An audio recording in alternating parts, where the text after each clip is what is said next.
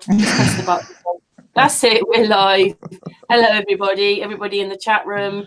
Today is March the 14th, 2019. It's ladies' night, but we've already had quite a few problems already. We've had microphone issues, so we're waiting for Bling to come back on. One person's got a headache, and also Lesia's having problem with her she shed, getting the electricity somehow, having a problem to the she shed. So it might not be millions of... Oh, there's Bling. Yay. Bling. And how do you hear me now? I do. Didn't change anything. Just who knows? So on the panel we have Sarah from Scotland, Roxanne, who lives in London, Patricia from up north, and Bling is in near Florida. Florida. It's a state. Yeah. In Florida. Yeah. Near West Palm Beach. Near West Palm. Yeah, I was thinking of the town, and I was thinking, well, I'm not sure if you actually live in Florida. Anyway, so that's the ladies so far on our hangout tonight. So good evening, you ladies. Hello. Hello. How's everyone doing? Hello from up north. Near Doncaster. Lovely Patricia. Yeah. So, ladies, do you want to say a little bit about what you've been doing? We'll start with Roxanne, because she was on first. Roxanne, what have you been doing lately? Okay, so myself and Robin, we've not long just finished the first season of our podcast. We ended that with episode 10 with D Marble, where he was announcing joining the Globe Live tour. He's going to be doing the entire tour. So we ended the podcast on that. I've also been going out and doing some observations with Dr. John.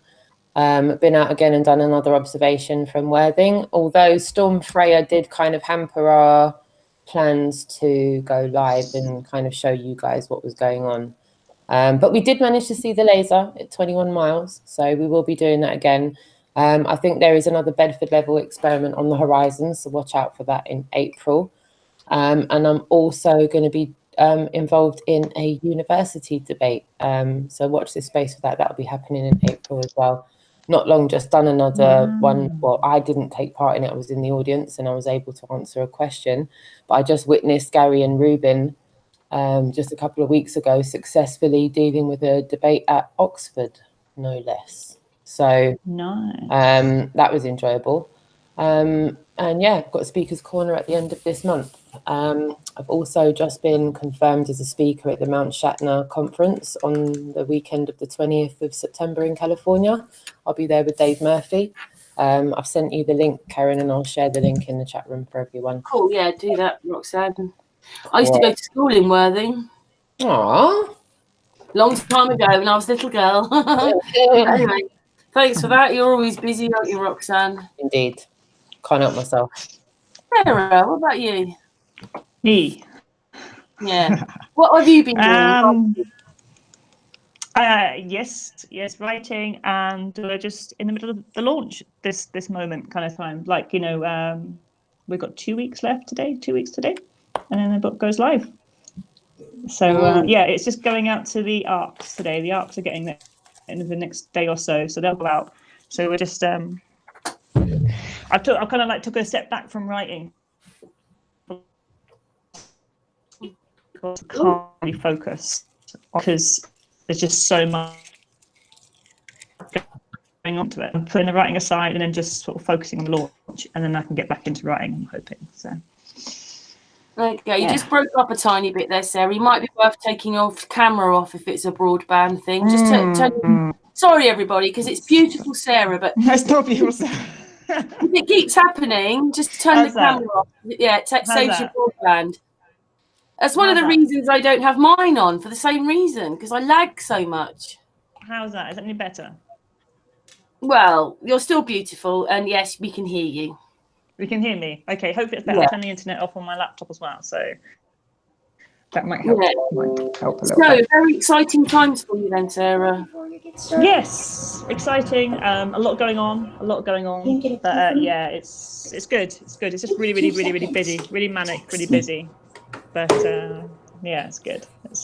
just busy. As you know yourself what it's like. It kind of just gets too much. So I'll be fine. I'm on a hang. And probably a bit stressful as well because you know these books are very That doesn't important. make any sense. Is that Margaret? Bling Bling. Get her to. No. She's just annoying me. I'm like, I'm on a hangout. She could But yeah, that was Margaret. No, she's doing stuff. She's busy. Anyway, sorry, Sarah. It's probably just. I'll come back to you in a second, Bling Bling. It's probably very stressful right now, isn't it? Because it's an important time when you're at the launch. It's just stressful because there's stuff going on that the front people don't get to see, like the readers and people, that kind of side. They don't kind of get to see that there's other drama, basically, in the background that's kind of happening. And it was unexpected. Things crop up and you don't really think they're going to happen. And it's just put an extra stress on the release that we wasn't expecting, which doesn't help. But we're managing. You just have to continue. You just have to find ways around. And I'm just so thankful to my PA. Basically, she's just been so amazing at doing what she's done, and she's found somebody else to kind of step up. Hopefully, so we're just training her up, and we're just getting her caught up with the books just now. So yeah, it is. It's stressful in the sense all I want to do is write, but I can't get into writing because my mind is elsewhere, because it's kind of trying to get things organized, trying to spread the word, trying to get well, you guys know it's trying to get yourself out there and heard and listened to, and just kind of say, this is what's going on, which is easier said than done, that is for sure. Yeah. Oh, you've done very well, Sarah. Very proud of you. Thank you. Just wait, did you mention in your book what the name of your book is? Yes, it's called In Pursuit of Light, and it's the first book in a series, and the series is called Discovering Kia. Okay, and really, what Sarah's done is it's about flat Earth, but it's based on the flat Earth, yeah. She's hidden it in a what do you want to call it? Fantasy. It's like fantasy. Yeah, the main genre is fantasy, but it's got like several subgenres to it, and goodness! Everybody's messaging me. Is it you? Sorry. It's me. I'm really sorry. I might have to. I don't know where all these messages are coming from. Carry on. I've turned mine off. No, you're fine. So what we've also found is it's not people that don't normally enjoy fantasy enjoy it because it's not heavy in fantasy to start off with. It's something that you can connect to. It's kind of recognizable. The main characters are familiar. You kind of. It's like you know what to expect with them, but the actual main female character, she's completely different. She's not what you're expecting, which is the fantasy side, and that kind of grows more through it. So yes, it's based on this. The actual foundations of the story is based on a flat Earth plane with many planes and realms. It builds and builds and grows, evolves. As I say, it's a kind of that's what I based my stories. I set around that theme, which is very, very different to what people normally think. So it comes into the paranormal aspect. So people who normally like the paranormal, they like it because it's different. It's not what they're expecting. It's not this normal, what they think is going to happen. That's what paranormal people are into. I feel like I'm blathering away again. So yes, I hope that goes. It's good. So yeah, so that's what we're doing just now is trying to get as many various different groups of people, bring them together. And hopefully, you never know, some people might pick up on it and some people won't, and they'll just carry on enjoying reading it anyway. And then say the second series, if we go into Midgaia, which I've said in the past, which is North Pole type thing. So yeah, that's good. It sounds good, and it sounds a bit like you're nearly there. You're nearly there now. Oh, nearly there. The first book is nearly out. Yes. Thank you. Thank you so much for that bit. And Bling Bling, what have you been doing? Same stuff. Well, we just had the hangout. Was it last week or week before? Yeah, you were on Sun and Moon last week, weren't you? Monday, Tuesday, something like that. Tuesday. Yeah. So I've been just looking that footage like I always do.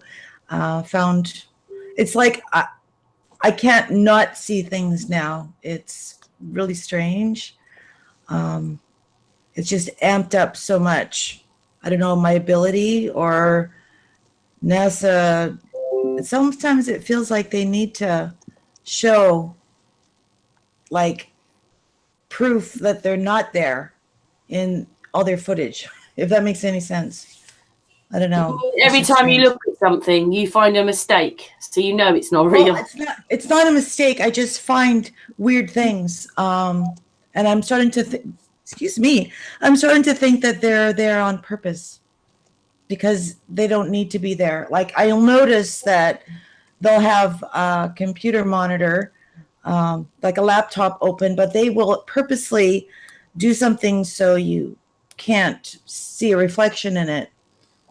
But then they'll leave other things that upon closer inspection, you can see reflections. And I believe that they're doing it on purpose.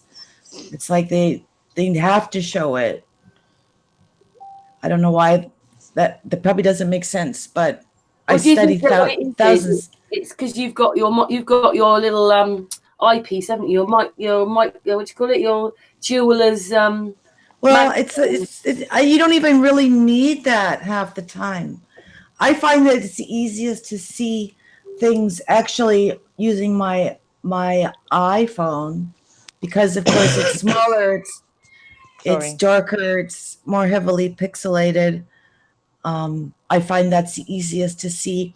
And then, of course, I'll enlarge things using, different magnifying equipment that I have. But so that's what I'm doing. Better at hiding than Bling Bling. I just think they're doing it on purpose. They're not trying to hide it. They're showing it. And you mean they like to leave a little mark behind? Let's see if Bling so. finds it. No. Oh no, gosh, no. I just think they've been doing that all the time ever since they've been doing this. I feel it just now, of course, since I've been involved for the last couple of years, I just noticed the pattern now. So it's someone asked me to analyze a full-length tour. So I started doing that and immediately found things that were out of place and that absolutely didn't belong. So, some skeptical person, insisted that I do this. So I started doing it. It's like quite a long tour, and right away started to find things, including the fact that there's no question that this astronaut is hungover. I think he's hungover. It's so obvious that he's not well. There's something wrong. And to me, he has that hungover look. Well, when I put out the video, you'll see what I'm talking about. You're in the middle of making another video then. Mm-hmm. Oh yeah, I've got actually 2 on the go right now because I've just found so many things. And of course, I haven't made a video over some of the proofs that I showed in the hangout with you last week. I hadn't made a video on that, so I'm going to be doing that. Well, that's going to come out probably this week. And that's it. But I've been very busy around my property. I've got a large property and the spring is here pretty much. So the growing season is about to start. So I'm trying to get a jump on it. Power wash. It's not. Bling Bling's in the power wash mode. If you're not moving, you're power wash. Yeah, no, I've power washed pretty much every single thing that you can power wash in my yard. So I haven't power washed the chickens though.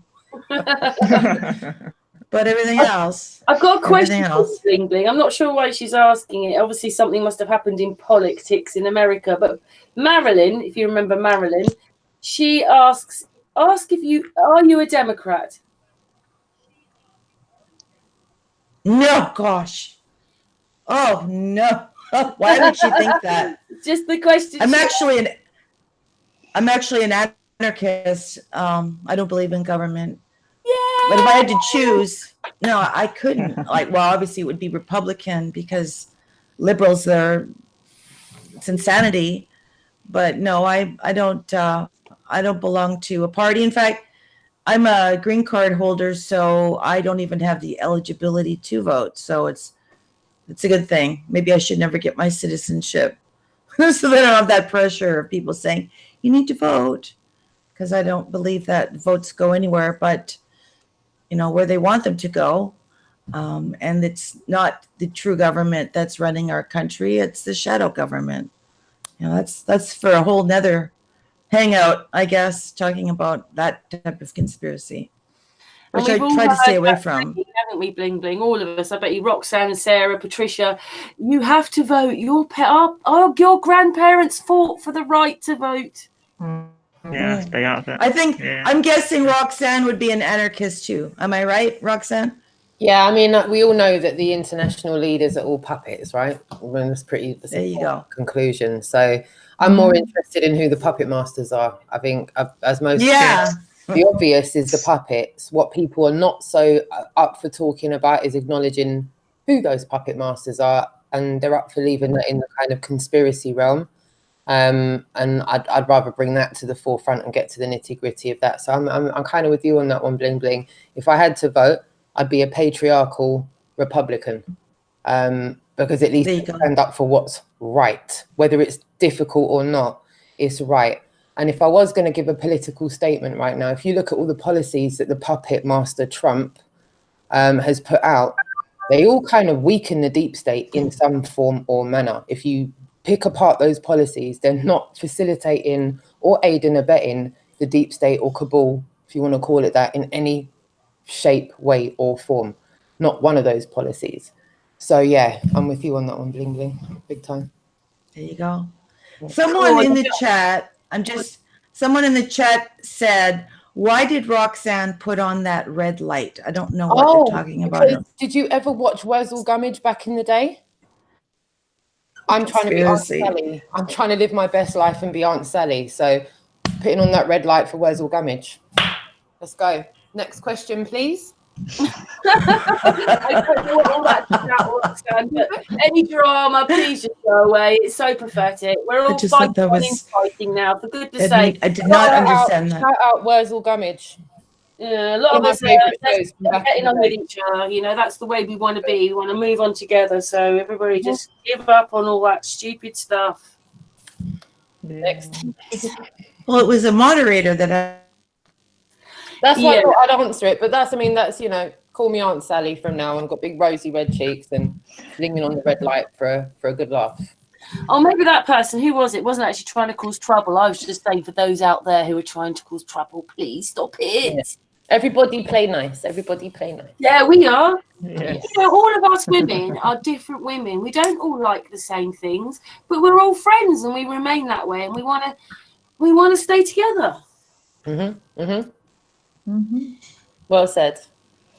Thank you. Yeah. Doesn't mean we're perfect and get everything right. It's just that other stuff. We've gone past all that. Thanks, everybody out there trying to cause trouble. Well, either that or we'll all jump in a TARDIS and wave our magic wands around and just put a magic spell over everybody and make everything very nice. Can we do that? Can we all use Doctor Who's TARDIS and make that happen? We can all fit in his TARDIS. You'd struggle to fit in his TARDIS because I've got one here. It's a money box. I think we'd all struggle to get in it. But yeah, I'm game. Everybody, one of Patricia's favourite programmes actually is Doctor Who. She's a Doctor Who fan, aren't you? She's muted now. She is.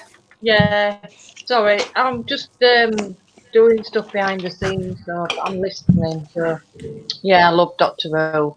Like Bling I know Bling. it's all fantasy. Bling Bling on here probably doesn't really know what Doctor Who is, but when I was a kid, when those Daleks said, "We're going to exterminate you," it frightened me. I remember hiding behind the chair.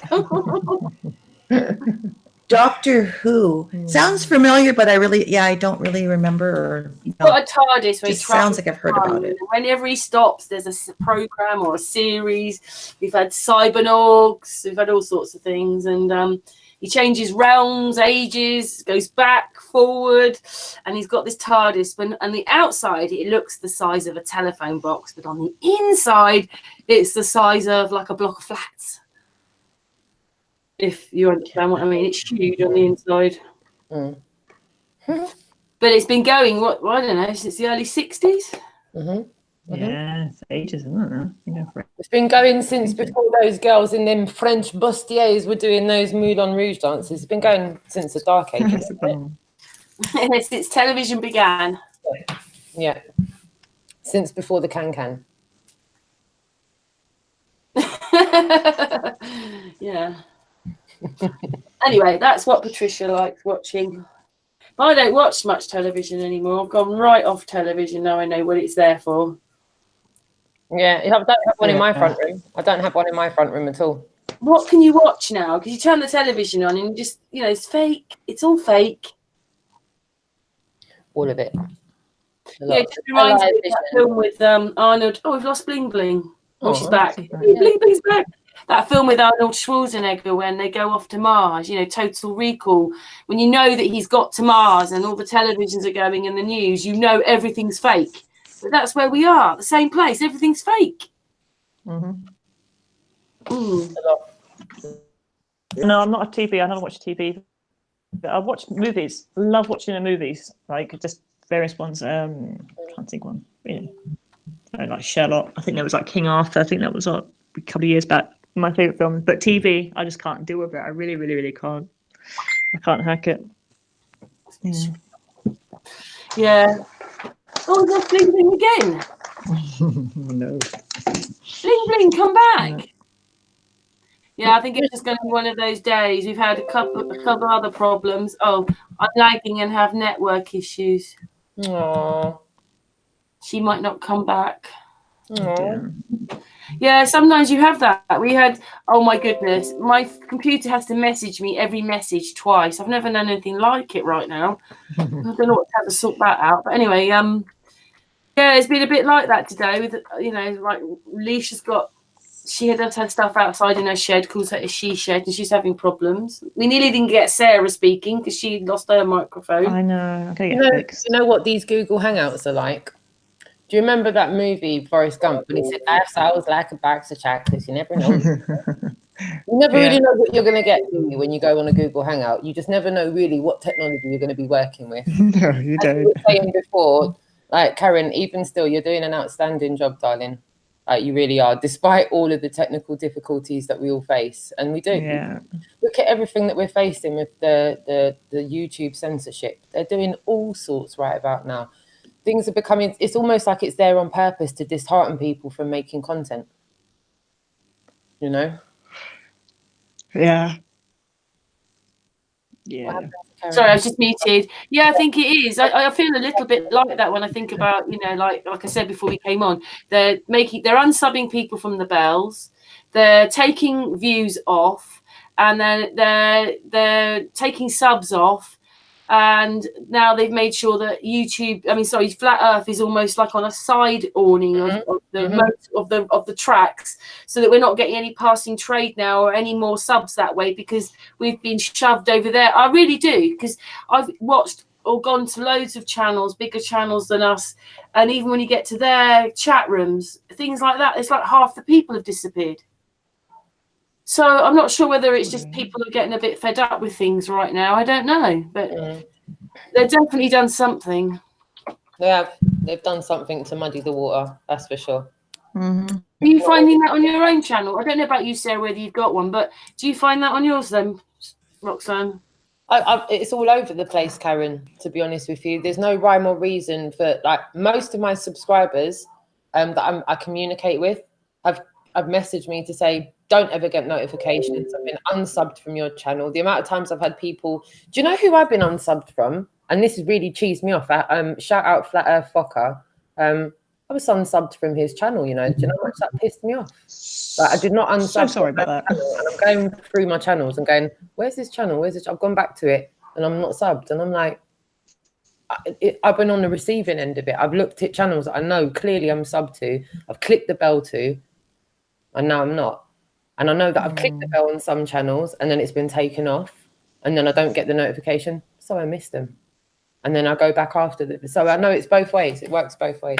But yeah, I'm on the receiving end of it and suffering it, but vice versa. I think what they do is it's like a pick and mix. They don't care whose group it is or wherever it is, but each day they minus people off people's accounts. They just do. I think maybe some subscribers that maybe aren't as active as others. I don't know. I'll be honest, my sub count's not really been affected. I haven't lost any subs, but what I have done is had subscribers unsubbed and the bell notification taken off, and it's. I've had people write to me saying they firstly say, well, I never got my bell notification. They often write that. And then the other thing is, it's the same sort of thing. Through that, they just don't see things. They just write and say, I don't understand. I've been unsubbed from your channel. Strange, isn't it? I don't think people notice. Say if you've got 100, 200, 300 channels you're subbed to, you might not notice one or two disappearing a day. You just don't. No, you don't. It's awful. I'm not. Bling says that it's happened. She was on a nail tutorial and they were talking about it too. But that's what happens when you change the algorithms. But the algorithms haven't been changed for any of us to make it better for us. They're only changing it because they want to move their business on. It's all about making money. So those algorithms are all to do with making money for them. Because that's what it is. eBay did it. eBay changed the algorithms and annihilated shops overnight. They don't care when they've got Tesco's coming in and stuff or whatever. Argos. I mean, that's not what eBay was made for, was it? To have Argos and Tesco's and B&Q and stuff like that on it, was it? No. I didn't know they had that on it. I didn't even know they had on it. They do now, and that's why the algorithms had to change, because they wanted the big businesses, the big shops to come in. So they had to change the algorithms and things. I did not know that. I didn't know. Yeah, well, that was about 6-7 years ago they did that. Oh my God, there you go. This tells you how in touch I am with anything that's going on. It has to be told to me, otherwise I don't know. No. eBay's great if you're a buyer. It's not so great if you're a shop. No. They have you on. So what you do is you have to pay for it, and in their terms and conditions they say, we'll do it whenever we can get to do it. So if you don't have a function or something's wrong for days on end, they're covered. They've covered themselves, so it's tough luck. But you've got to sort your customer out ASAP, like now. And they've got you around the throat with that because of all this negative and positive stuff you can do on it. So they can do what they like, but you've got to do as you're told, and you're paying for it. You're paying for that experience. I mean, who wants to be a shop on eBay? The same with Amazon. It's the same with Amazon. Shut my shop down. Yeah, and it's the same with Amazon. If you're a buyer, if you're buying something as a customer on Amazon, or if you're, or if you've got a complaint about something you've brought as a customer, you have no hassle, because even though I've ordered something on Amazon and the delivery service is amazing, it is up here anyway, it's pretty fast, and you'll normally get a problem resolved as a customer. But on the other end, if you're selling, or like you're kind of trying to get something sold, like, books for example, it's absolutely hellish. And as you're saying with eBay, is a contract that they have you sign. Yeah, it really, really ties your hands. It's a bit barren, isn't it, Sarah? You're venturing into legal agreements, which they can change at any moment. Yes, unfortunately, even on YouTube, if they change them and you've signed up to them, they can give everybody strikes because they changed it. Fortunately, they only do, I think it's like a 3-month contract, like the publishing, when you're on the publishing side of things. And I'm grateful that I've actually got someone who knows what they're talking about. Otherwise, I would be completely stumped. I really would. But I think it's like a 3-month roll-on contract, and then you have to obviously agree to it, every 3 months or whatnot.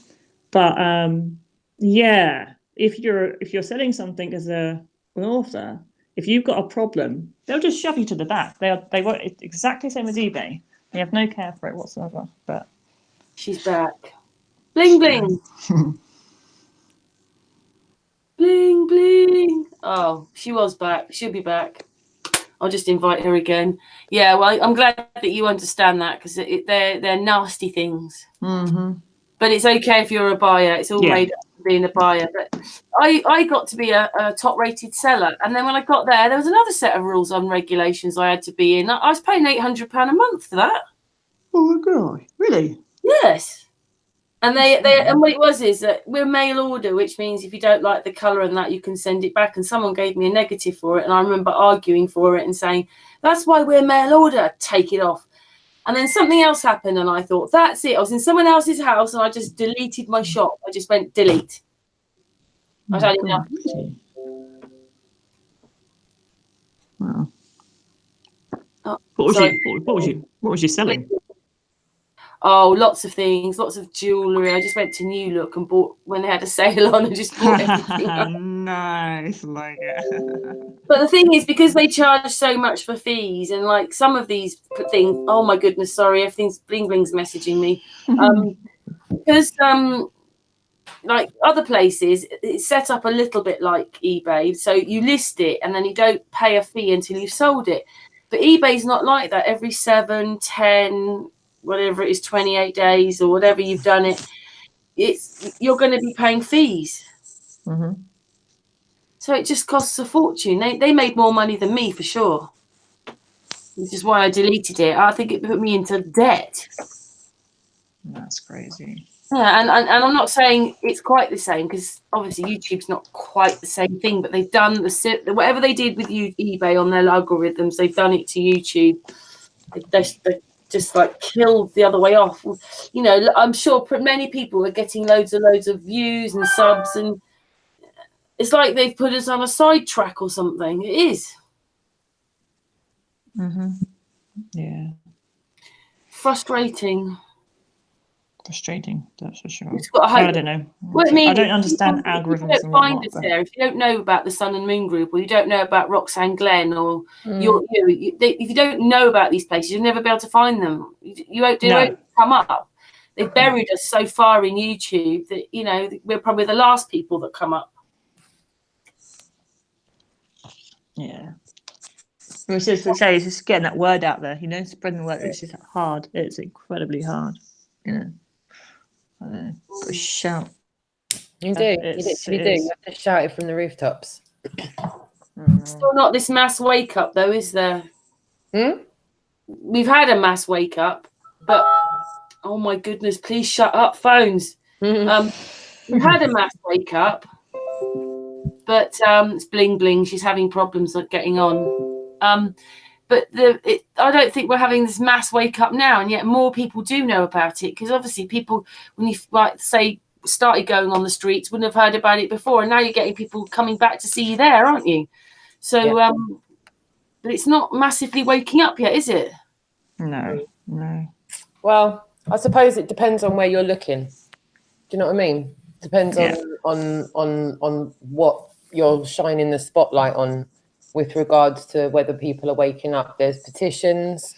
There are people internationally doing big bits, people that aren't so much shone a light on as far as maybe the UK community is concerned. But the one thing I can definitely vouch for, Jason of the Disbury family, who's in the chat room just now, is that, since he's launched the Euro tour, the amount of people that have reached out across Europe that are already doing a lot in their retrospective cities, it's been absolutely amazing. Like, people are doing big bits out there. People are getting on local TV in their local area. I was only speaking to someone from Benidorm today. I'm going to be premiering that later on this evening. He's been on local TV in Spain, a bit like Iru has as well, and he's been waking up a lot of people in his own way. So the outreach is there. It's in small pockets, but if that heartbeat just perpetuates and continues, we will get to a stage where we've got social acceptance of the conversation about questioning what you're taught. Because I think what we can all agree on is that we can prove beyond reasonable doubt that we're not living on what we're taught. Enough observations have already been done that can clearly show what we're taught in education is not fact. It's not. No. Not. I'm not sure we can necessarily prove what it is, but we can definitely prove what it isn't. You know, and I think that conversation is now really starting to pick up momentum everywhere. That's good. Socially, it's got to be socially accepted to question what you're taught. You know, people can't just walk around their whole life taking it as a given. and living and dying their whole life and never questioning Some it. people do though, Roxanne, don't they? I just want to say welcome back, Bling Bling. Hopefully within our lifetime, Karen, we'll get to a stage where we'll see the conversation happening. Look what's happening in the puppetry of our government. Yeah, they're now looking to debate GCSEs. They're looking to debate whether to scrap GCSEs altogether and go for a more holistic approach to education. You look it up, have a look on Google. Education department is going to debate it. They've had so many people that work in the education department and the education system that have lost faith and have gone on record to say that. Yeah. So now we've got to a tipping point in the education in this country where teachers and ministers are left, right, looking around going, this isn't going to work, this is outdated. This is not, first and foremost, if they are looking for a labour force, the education system's not vocational. So we're raising a nation of people that can't do what the nation needs them to do. So we're having an influx of youth that are coming out of the education system and not able to do anything anyway. So that will work for our advantage in the bigger scheme of things, you know, for social acceptance of questioning what we're taught, which brings us to the subject of that. I was only at a university debate where the president of the university debate team frantically picked the sticker off the bottom of the globe that said it's not for educational purposes, because she thought, if I take the sticker off, that means it is for educational purposes now. She was miffed at the fact that all globes have those stickers. And she's at Oxford. So, I didn't know either. Yeah. That was a bit embarrassing to see her doing it. And Ruben politely said, honestly, there's no point in taking the sticker off. Like, there's genuinely no point in taking the sticker off because all the globes have it. And she was like, I'm still going to take it off anyway, as if like...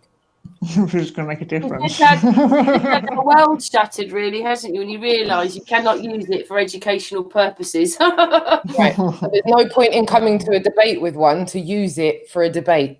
Does that make sense? So everyone heads up that's looking to do uni debates, please don't bring this to the uni debate and try and debate us with this in hand. Like, and call this proof. That's nuts. Especially a red brick uni. You should come better than that. Literally, you're a red brick university. You should have at least not stumbled at the first hurdle. Bad. Yeah, I have to say, Roxanne, I've got one about the size that you have sitting here. It was my children's. I found it in the drawer about a year ago. Pathetic, isn't it, really? It is. It's our little bit of fun. It's a little bit of fun. It's a laugh, isn't it? It's a good laugh. It's funny how that's taught as fact, isn't it? You'd think if they're going to teach them one model, why not teach them all? Or how about I said that. Don't teach them any if it's not true. I was at college, obviously, and I was doing hotel reception, and we had to learn all these other systems which weren't used anymore. So if you did that in hotel reception, what's the threat with a concave, flat, whatever? You know, they're just different models. They're not mentioned, are they, at all? You have to find them. I mean, in education or in anything like that, you have to find it elsewhere, and then there's all this other information about another place. Because it's not that one, is it, on the ball? The plot thickens. And do you know what? I tried to tell the guy I work for, but he just makes me a little bit upset because he just keeps going, Papa stress. Or I think, well, how do you think I'm going to answer when you're jumping up and down in front of me? He just you know what? You know, someone should write a book about this. Oh no, Sarah, you already are. Oh, yeah. At least someone's on the case. Love it. Yeah. Love it. He made it, I tried to say to him, look, if a butterfly can take off, but it keeps thousands and millions of tons of water stuck to it, it can't be then, can it? He had an answer for that one as well. And I was like, oh, it's just... Anyway, so we've done the world, and Bling Bling's doing space. That's not real either. Space, no, it's not. It's about as real as dinosaurs. I better not say that. I know, yes, it's the same as dinosaurs. Sorry, I don't want to offend anybody. I don't want to offend anybody. We're living in a place where nothing we've been taught is real. No, that's why I prefer to live in a fantasy world where nothing is real. Yeah, we're all going to Sarah's world. Yeah. Make up your own world, and at least you know it is fantasy. You're not being told. Yeah. Anyway, Yeah, space and dinosaurs. It's nice in theory, but yeah. Anyway, they out there, they don't know because they don't know. But on the other hand, I'm still surprised that, you know, like, surely it must bend people's mind, just that thought. If one of the simplest things is water can't stick to a ball, you know, like a tennis ball, water finds its level, just something that I just don't think a lot of people care, but that's how they've bred society, isn't it? Narcissistic that doesn't care. No. All it cares about is itself. It doesn't care about anybody else anymore, just yourself. Exactly. And that's not really a society, is it? Or a community when you just care about yourself. Me, me, me. We're just doing one of those in a case, me and Patricia. And Bling Bling knows all about it. It's Case the Watts. And he was all me, me, me, me, me. Me and me, just me. I don't know. I think all of us on here are quite empathic, though, aren't we? So I think so. I'd say so. You know, if you've got an awareness, I think you are. Yeah. I think if you're empathic, so. it's hard to understand why you're not. Others aren't, because if you are, and the whole world sits on your shoulders anyway, it's a bit hard to not see that how other people can't feel it like that when you're empathic. I don't know about you. What do you think? You're empathic, Sarah? I am. It's kind of what one of the reasons I think I don't like the word "I suffer from it" because that's not the right terminology to use. I'm very picky with words, but like, you know, that sort of anxiety you get around people, and I pick up on people's emotions and just the general around people. When you're around certain people, I pick up on that, and I'm really sensitive to it. And just I'm very, very hyper aware, and the only way I can like kind of turn off to it, I can turn off to it now, but never used to be able to, and it used to affect me.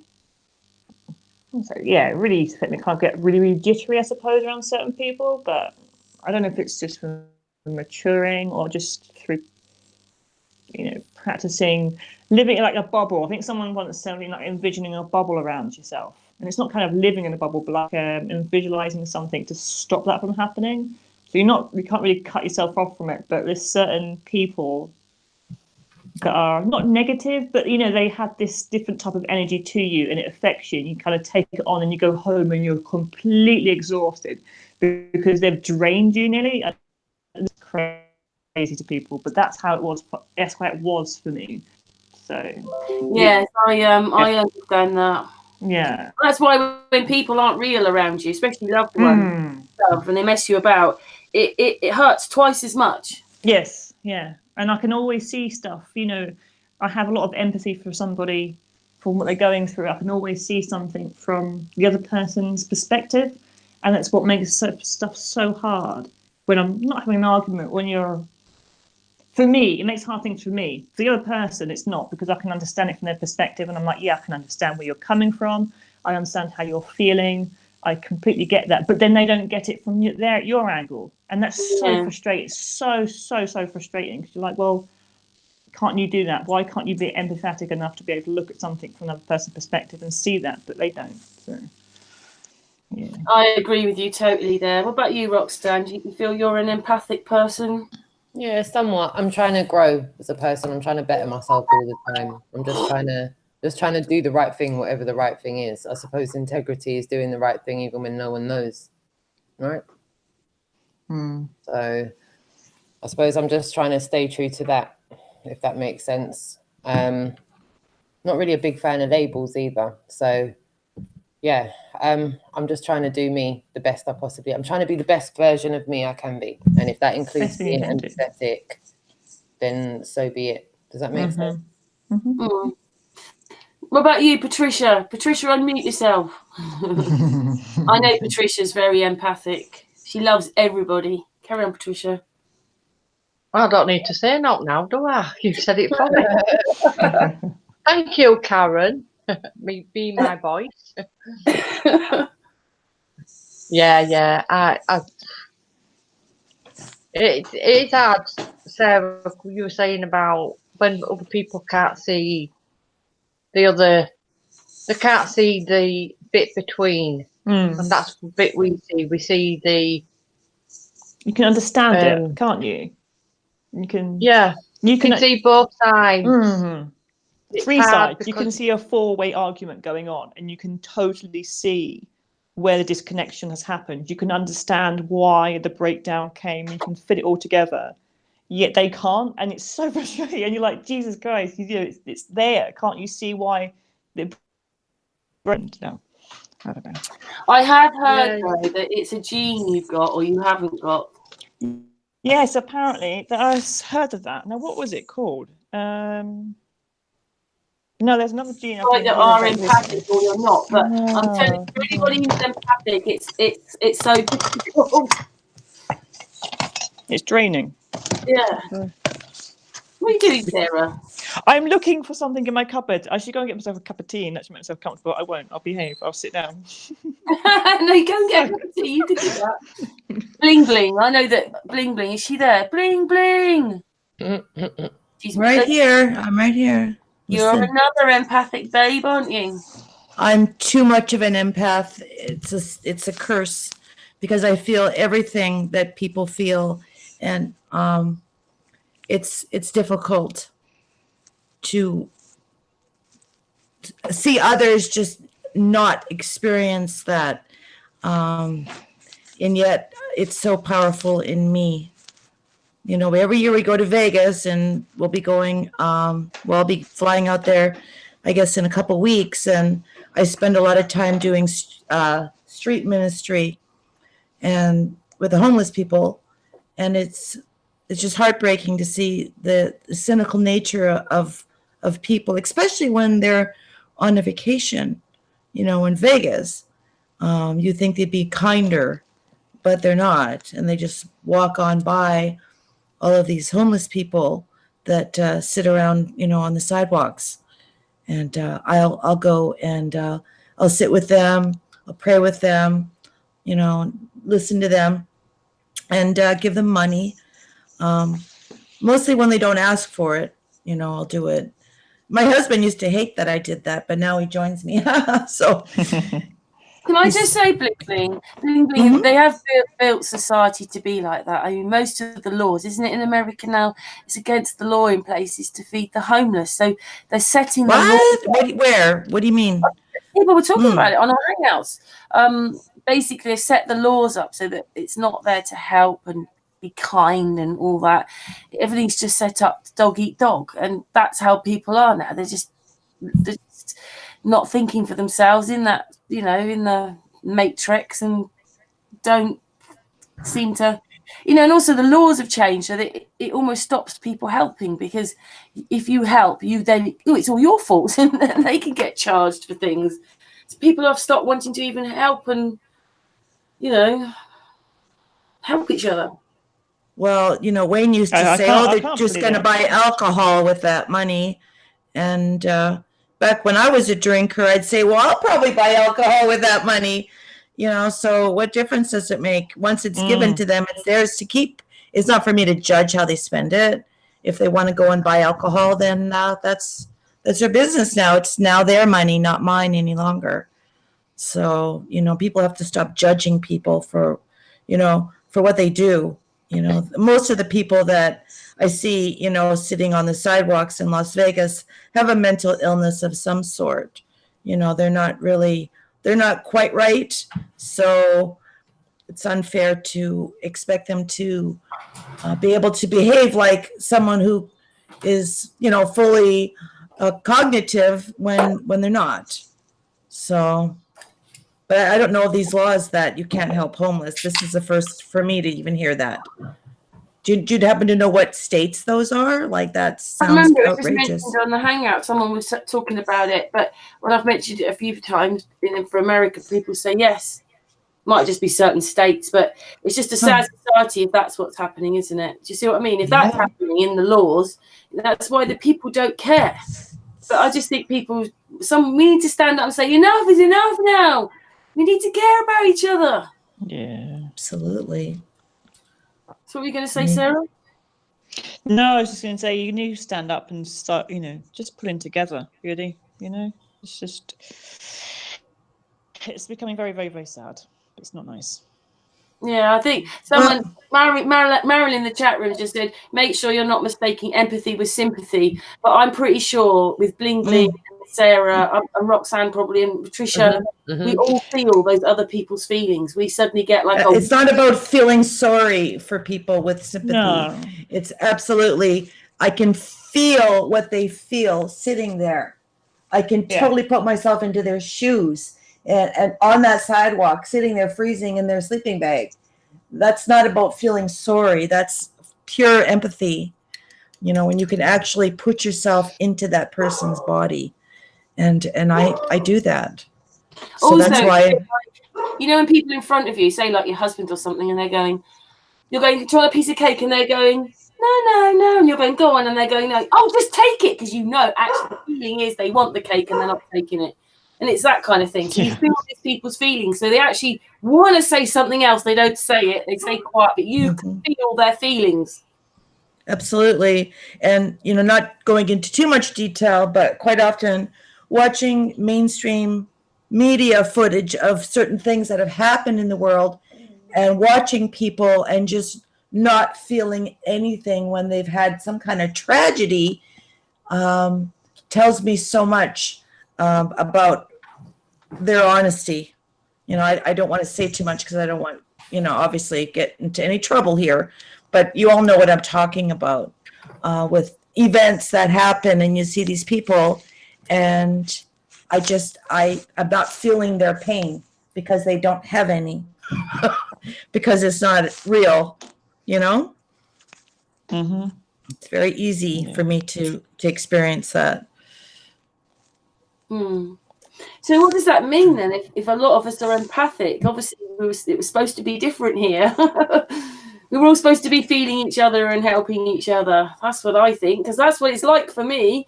And I think that's hurt me in the past because like a lot of people are not like me. My own family aren't like me. I'm very sensitive, and I even feel it like I'm sure you're the same. It comes through the air. The air's like a telephone. It'll say, I can tell when people see people are upset with you and then they're not. I can feel it. Oh yeah. That's the difference between an empathy and you're sympathizing. It's kind of, oh, okay, I understand you.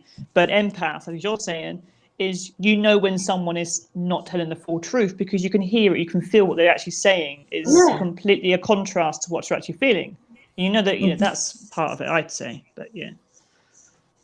That's another reason why we all stay together, isn't it? Because we're all quite empathic with each other and understand that part. We don't have to understand everything about each other. We don't have to like everything each other. You know, we're all doing our bit in Flat. You're writing. Roxanne is our activism. Bling's doing her BS of the ISS. Patricia helps me. We're doing Sun and Moon. We're all doing our part. But we are friends.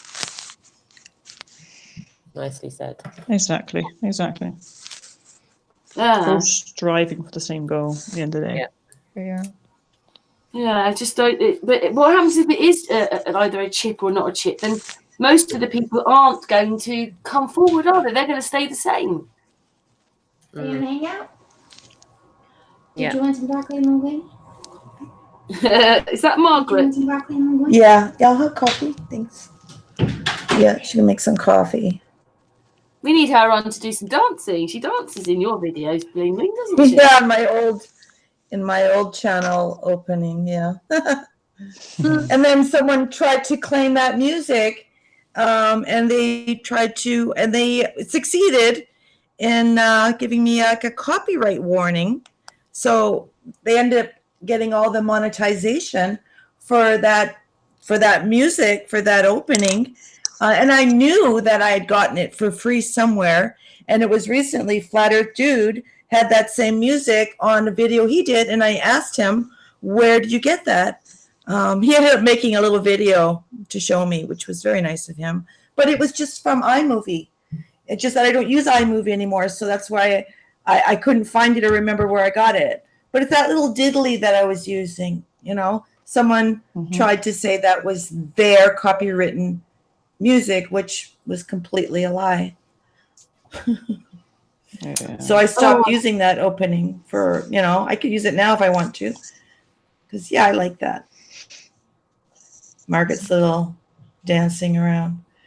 Yes. I think that's how I remember watching. I was thinking, who's that? Well, a lot of people would always say that's me, but it's like, no, that's Margaret. I mean, we're both blonde, but, you know, and little, but no, Margaret. So has everybody sort of been looking about anything to do with the world? Because I haven't watched the news. I couldn't tell you what's going on. No, I couldn't even. I felt really bad the other day when someone was talking about there was a plane crashed over in America. Oh, yes, I've heard that, but I haven't looked into that. Exactly. I hadn't heard it until someone says, oh, yeah, well, whatever had disrupted the planes, or she was really worried about her friend, obviously, you know, traveling. And I was like, sorry, what? I had no idea. But that's because I don't listen to the radio, I don't look at newspapers, and I don't watch the TV. And I thought to myself, wow, I have become so shut off. This is dangerous. You know, maybe I really should start be listening to something somewhere or another. But no, so just listen to your local news. I listen to the local news. Maybe I should. I won't listen to mainstream is crap, but your local news is, you know, tells you what's going on, and they'll cover like a plane crash if something like that happens. Did anyone watch the rocket launch today? No. They sent 3 astronauts up to the space station from Kazakhstan. Yeah, from Kazakhstan. Watch that. Money. Carry on. Yep. I don't miss them. I always watch them. But did you manage to keep a straight face? Did you manage to keep a straight face while watching it? I don't think I could. I do not think I could keep a straight face watching it. Well, I'm just saying I watched it on live on YouTube. But what I found really interesting, and it was the Canadian Space Agency that was broadcasting that on their channel. There were so many people that were space deniers and moon landing deniers and some flat earthers, and it was actually got so bad that the person that was representing themselves as Canada Space Agency in the chat, they just simply went away and stopped posting on their own channel. Oh, damn, I wish I'd watched it now on there. Well, you could still watch it and replay the chat. I thought it was pretty funny. It was totally taken over by people that were denying what was happening. So I was happy about that. You know, I like to go on there and, you know, I mean, there's always a risk of me getting blocked, but I'll go on there and I'll just start saying what I say, you know, in regards to what they're doing, what these space agencies are, you know, perpetuating. Yeah. And, definitely of it, isn't it? So many people now that are awake. There's videos out there now that somebody from higher up should have looked at them and gone, I think there's something wrong here. No, I really do. There's enough. Did you hear what Patrick Moore, the co-founder of Greenpeace, said this week? No, what did he say? Yeah, he said, and I quote, "The whole climate crisis is not only fake news, it's fake science. There is no climate crisis. There's weather and climate all across the world. And in fact, carbon dioxide is the main building block of all life." Wow. Who said that? Patrick Moore, the co-founder of Greenpeace. Oh, wow. Yeah. Fantastic. Yeah, that's great. I thought that was. Well, I was a bit shocked when they actually said, you know, like they've announced on the national news that the moon is in our atmosphere and the world didn't jump up and down. And apparently, they're looking at water on there as well. They've see water on it. That's gracious me. Yeah. But I'm just the world didn't wake up to that. Like, what do you mean the moon's in our atmosphere? Well, what? Yeah, they announced it in the paper. It was something like The Guardian. The moon is in our atmosphere. Yeah, makes it easier to be able to fake going back. They did not. Yeah, they did. They did. Google search it. Google search it. They were trying to account for the reason that the flag was waving. So they've gone, it's in our atmosphere. Wind was blowing. It's all right. But they didn't really think about the whole space thing. So if the moon's supposed to be within our atmosphere, how is it in the vacuum of space at the same time? Because apparently they reckon the whole atmosphere sits beside the vacuum, you don't mix, and it's all an imaginary barrier, and you can have gas pressure without a container, and it's all crazy. So Are you just when kidding you about just see them that? digging Roxanne? it's going to be a good laugh, isn't it, guys? It's going to be a good laugh. Sit back and enjoy the show. It's a good laugh. You know what the bit that really gets me? They think they're one of the ones with the, you know, where the moon landing, and they were calling. They were on the phone to the president. Yeah.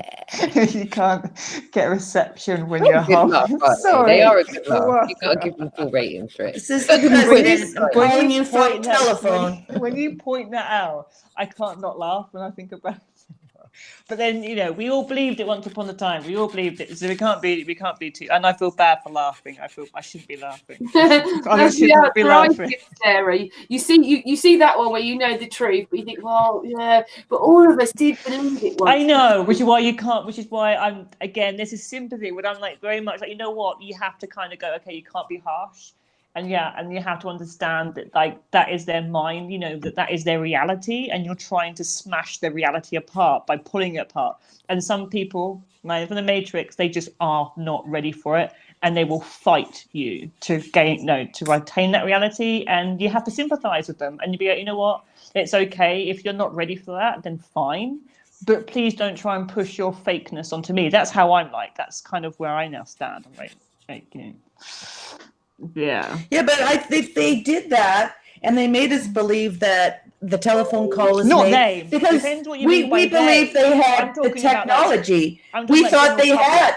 I mean general public. I'm not mean like the puppets and the puppeteers. I'm talking about general public. When you talk to someone in the general public, that's what I was meaning when I was talking to that. But like, yeah, them lot. That's why I have absolutely no respect for any authority. No, I'm just saying that we trusted. Yeah. We trusted they had technology, which we trusted they had technology to do this. Now that our technology has truly caught up, you know, we see what is capable, and now we see what's not capable. They could fool us back then because we thought, oh, they must have some really high-tech technology that we're not, you know, we're not privy to. Mm-hmm. But now we are, and we know that it was impossible to make a telephone call to the moon. Also, they did things like have, say, physicists and things like that, and they sounded so like intelligent and whatever they were coming out with. But in the last few months, when I've heard through like Flat Earth Dude and Robin, those physicists, they just sound stupid. They don't say anything, and they don't know anything, and they just go round and round and round, and they don't say anything. And it's like, cool, we believe that they were, you know, you could have watched this program. Oh, this is physicist, this, and you think, wow, physicist, and actually, it's just rubbish. Mm-hmm. Yeah, the things they say, they don't say anything. Actually, I think that's the thing that's boggled me the most is they don't say anything. Yeah, they don't even use any good words, any deep words. They use nothing. You know what I mean? They don't you, Roxanne, on that one with this. Yeah, it's bad. It's bad. Yeah. Yeah. It is. But anyway, what else then? What else should we talk about, ladies? I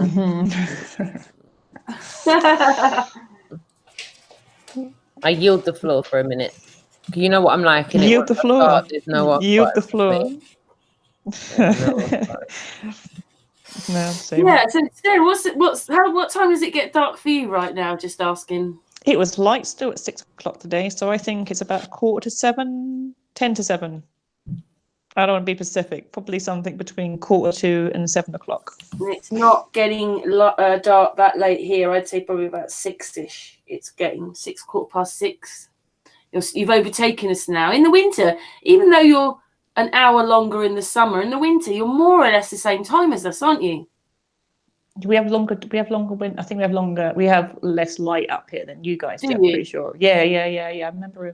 But we get it from like about 7 in the morning to about 3 in the afternoon, 3:30 at the worst. What's it like for you? That's like in the winter. So that's 6, 7, that's 8 hours of light in the winter. Yeah.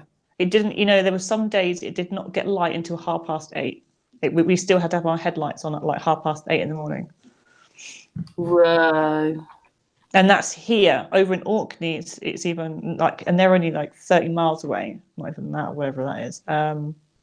60, whatever that was. They have less light. Yeah, and then it gets dark at like 3:30, 4:45. It starts getting dark, and your headlights on. So yeah. Yeah, I remember But then we have longer summer. That stuck with me, that bit about where your mum in the Orkney Islands sees a midnight sun and Denmark sees a midnight sun, but you don't, and you're in Aberdeen. You're right up there. So that again is Aberdeen, no, yeah. It just not Aberdeen, John O'Groats. I'm sorry, literally, I'm not right, far. I'm about 30 miles, 40. Yeah, not far. I'm not far from her. Really, I'm not. But there's still a big, well, I think it's a gap. I think it's quite a large gap. If they can see a midnight sun, the Orkney Islands aren't that far off Scotland, are they? No, they're really not that far. No. And they see a midnight sun, then to me it just is that it never goes down. It never goes down. Be able to see it, shouldn't you? You should be able to see it, and you don't. I think that's really weird. We're only talking of maybe a couple 100 miles here. Look at the size of America. It's absolutely enormous. Yeah, time zones as well. Crazy time zones. I think that in the summer, Scotland should be an hour ahead. Or hour behind, rather. Not sure how it works, but yeah. Scotland's almost in a different time zone in the summer, isn't it, to the UK? Because it has, I've done many pan-arounds with Malk Chatters, who comes in the chat room sometimes. This 360 degrees, and he always, where he is on the other side of you, he always has an hour extra light. Yeah. It's supposed to be facing straight up. That's impossible then, isn't it? Because it's not, England's so small compared to so many other countries. It's tiny, and the amount of inflict, it has on everybody is crazy. And the rest of the world is such a tiny time zones start here, don't they?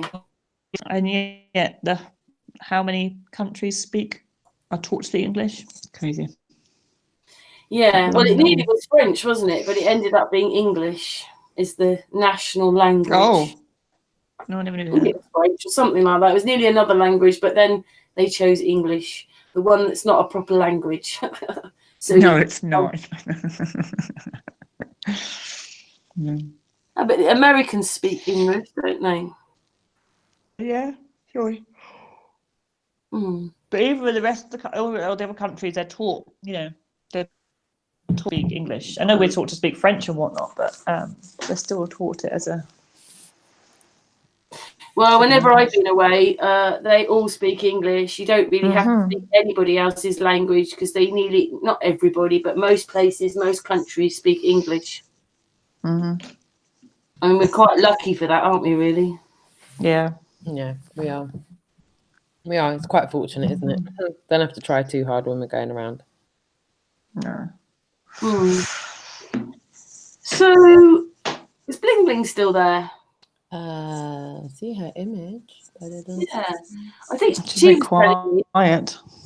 Yeah, she was telling me that I don't think they're going to be they're not going to be changing their clocks anymore, and Arizona doesn't change their clocks. So, what does that tell everybody? And the clock time thing was only about making money. They just wanted people to make more money out of people. And that's what the times it were. And also it helped them make the globe as well. Yeah, I'm not sure how, but yeah, meant to be. Which is, again, very annoying. Yeah. So, Sarah, back to you and your book. Do you want to explain just a little bit about your book to people who are listening? Yeah, if you want. Or we can talk about something else. No, well, you've got your book up for launch, haven't you? Yeah. I don't know. What do you want to know about it? I've said more or less already. Yeah, just explain a little bit about what the book's about and the fact that, like I say, it's to cover flat Earth so that out there don't know that they're listening to flat or reading about flat Earth. No. I do like the under the radar aspect of it. It's very I do like that. Radar, I do like the sneaky tactic of getting it out there, Sarah. Full ratings to you for that, darling. Good job. Yeah, it's a very, very subtle way. Like a Trojan horse, really. I actually call it, I actually use that in the term, the Trojan alliance. Good. Use that in the Yeah, love that.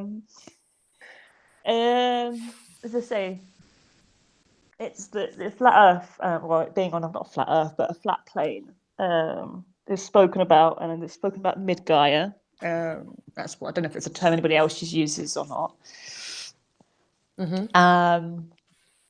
It's not heavily there. So as I said to you before, it's kind of very dripped in very, very slowly. Mm-hmm. Mm-hmm. And some people will pick up on it. Some people won't even notice it. And that's what it's meant to do. It's not meant to be noticed. It's not meant to be a heavily thing that people go, oh, what's all this kind of, what's this about? Now, some people who do take notice of the really, really small, minor things in the book, who are really good at what they are looking for the small details, will pick up on it. And they'll be like, oh, I don't understand. What is this Gaia? Because I refer to it as Earth, I refer to it as Gaia. What is this? What are you talking about here? Because I talk about it being in Greenland, there's England and America, I suppose all the countries. But then I start referring to mid-Gaia. And so some people will then become curious and they'll be like, oh, can you give me a map? And I did actually show someone a map once. And I gave them a flat Earth map. That was quite funny. I was like, yeah, I have actually. Here's a map of Gaia. They never said anything returned. But again, it's there. If they want to find out more, it is. But I say I'm not going to shove it in their faces. There's no need to, because... Sorry, guys, I'm having sound troubles again. I don't know if anyone talked to me because I couldn't hear. Oh, well, we did actually. Yes, sorry. Karen, you do. I made it, Karen. You're texting Sorry, me. Lesia. Hi, Lesia. Lesia's here as well now. Sorry, Sarah was telling us about her book, so I was going to let you. Yes. No, say hi to Lesia. Hello, Sarah. Well, hi. I just wanted. Hello, everyone. Hello, Roxanne. Hello, Bling Bling. Hello, Patricia. Hello. Hello, Karen. It's been a while. Liking your picture. Yeah. Yes, I'm loving that. Loving the picture. Yeah. Yeah. PPC Pirate Stream. I didn't want to interrupt you. It's just, Karen, you were messaging I never see you come on. I was off the screen. Sorry about that. I was off the screen. I never see that you came on. I apologize. I was talking away there and you was coming on. Sorry about that. No. I didn't want to do that. But Karen was texting me on Messenger and I was telling her that I'm in. And I don't think she realized. So I'm I did. Oh, it's just that Sarah was talking, so I was just saying hi, Lesia. You could have stopped me. I would have stopped. No. Get back to it. No. Actually, I just got a message. I have to go and check something at my breaker. The electrician, he's gone, but I have to go check something. So I'll be right back. Okay, I'm gonna mute. You in your she shed? Oh, she's gone already. No. I have y'all with me. I just didn't want to make a lot of noise. But no, it's not my she shed. It's my house. I love your accent. But it's my pump. It's where my well shed is for my water pump. Let's see, where my pump is for my water well, and that is connected to my she shed. That sounds like a song. That is connected to your she shed. No, but that's the only outlet that's all those two things are on. And so it's just been trial and error. Like, in other words, something's tripping a breaker at my house and we don't know what it is. So I didn't have any water, and at different times I didn't have electricity. So it was just like, yeah, I'll be right back though. I'm going to mute so I don't make a lot of noise. I have to go check something. All right, my darling. Very quickly. So Bling Bling's back. Bling, Bling Bling. You're right still. Bling, bling. I don't know why I keep having this. I had to actually switch to the speakers on my my MacBook, but now I've been able to connect my wireless headphones again. I don't know what happened. This is just weird. It's like I never have these problems ever. I mean, I talk to you, Karen, all the time on my headphones. You know that. Never have this problem. So weird. Yeah, I don't understand that, but we are on YouTube, and I don't know. It's a funny old place, YouTube. It's a conspiracy. Seems like a conspiracy. Sound like Matthew Powerland. They're listening to us. They're messing with our routers. That's what he does. My brother always used to say that. her. Stop her. What's that, Karen? There's this woman who's moaning about NASA. Stop her. Stop her. Yeah.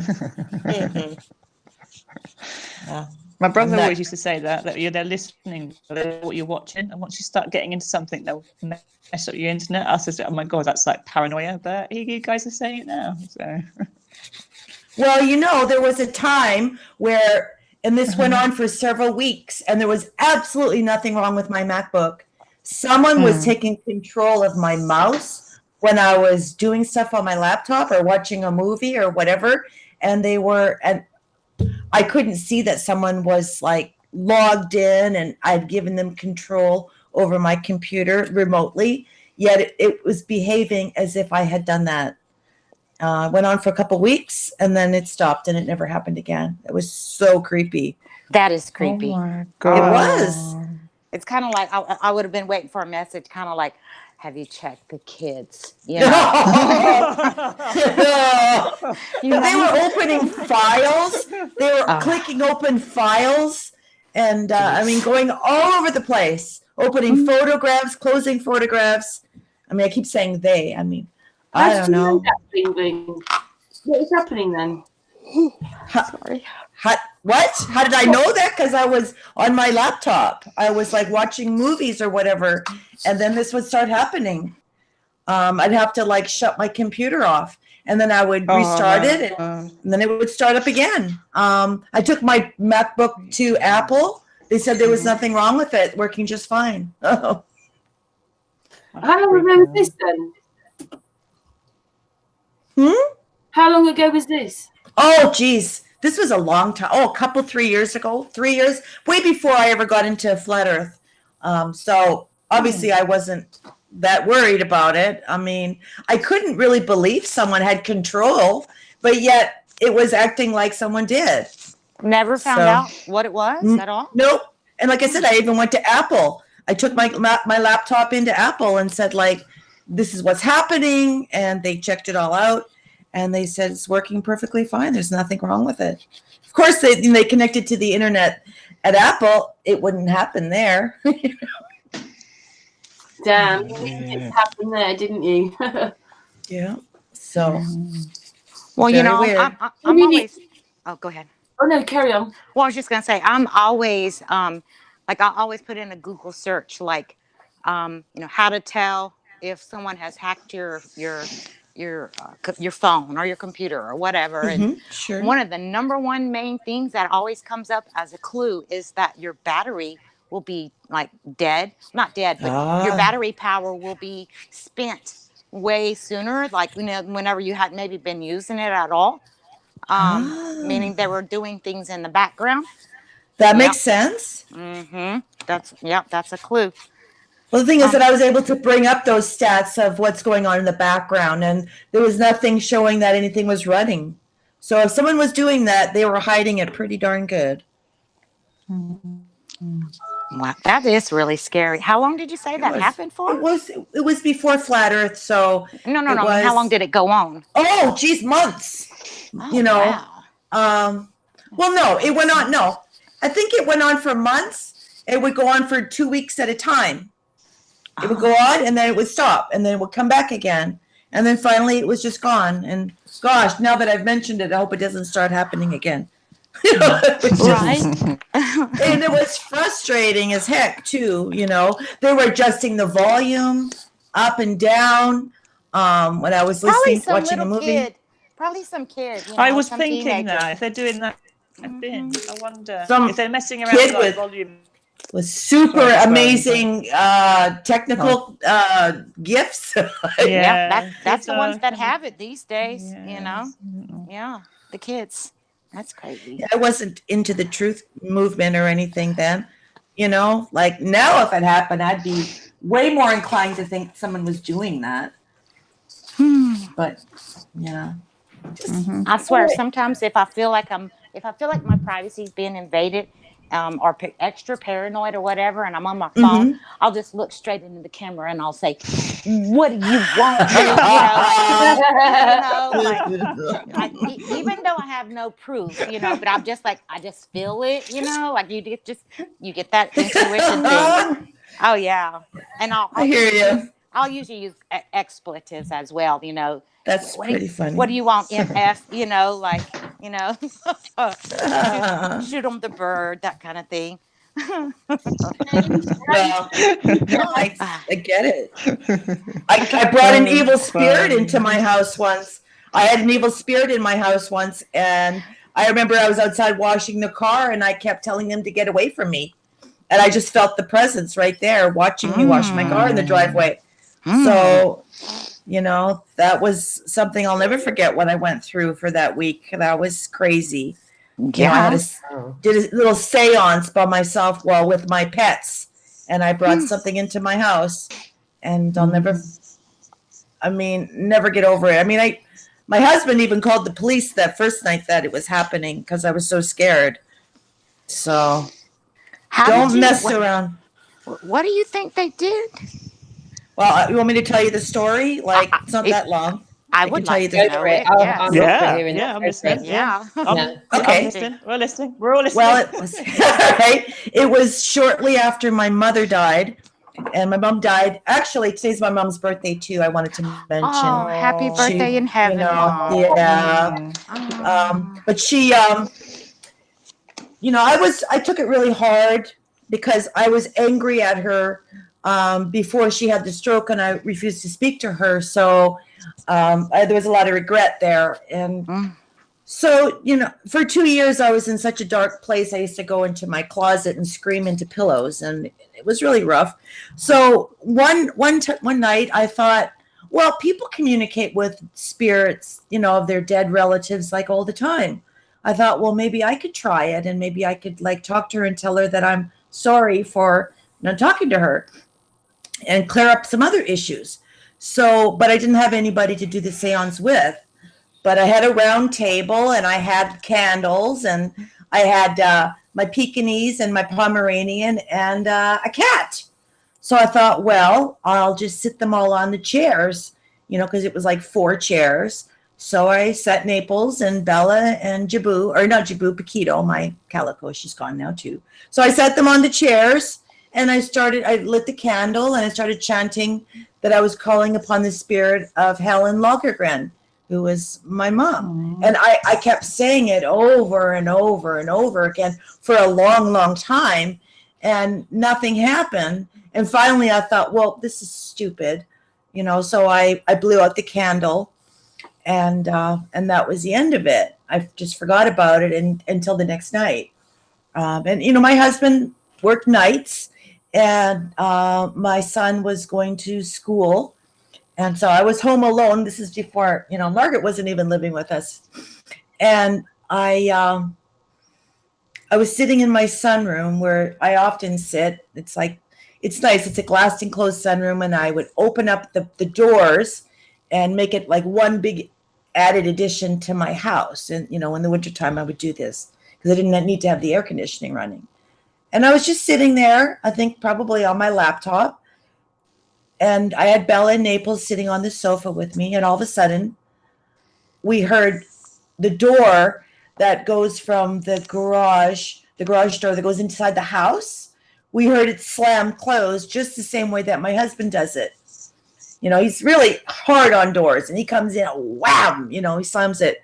So Bella and Naples jumped off the sofa and went running, barking to see Daddy, because Daddy came home.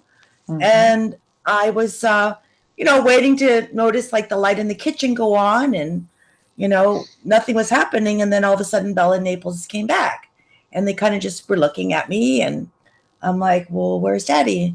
So I called out like, you know, baby, you know, and it was silence. It was nothing. And so I called him, and I asked him where he was, and he said he just left work and he was just on his way home. And then I called Daniel, and I asked Daniel, like, where are you? Well, I'm in school, Mom. So I called Wayne back, and I said, well, someone's come inside the house. And I was getting really scared. And I'm not brave. I found out through this experience that I'm not like, Annie, get your gun. You know, I'm like frozen in fear.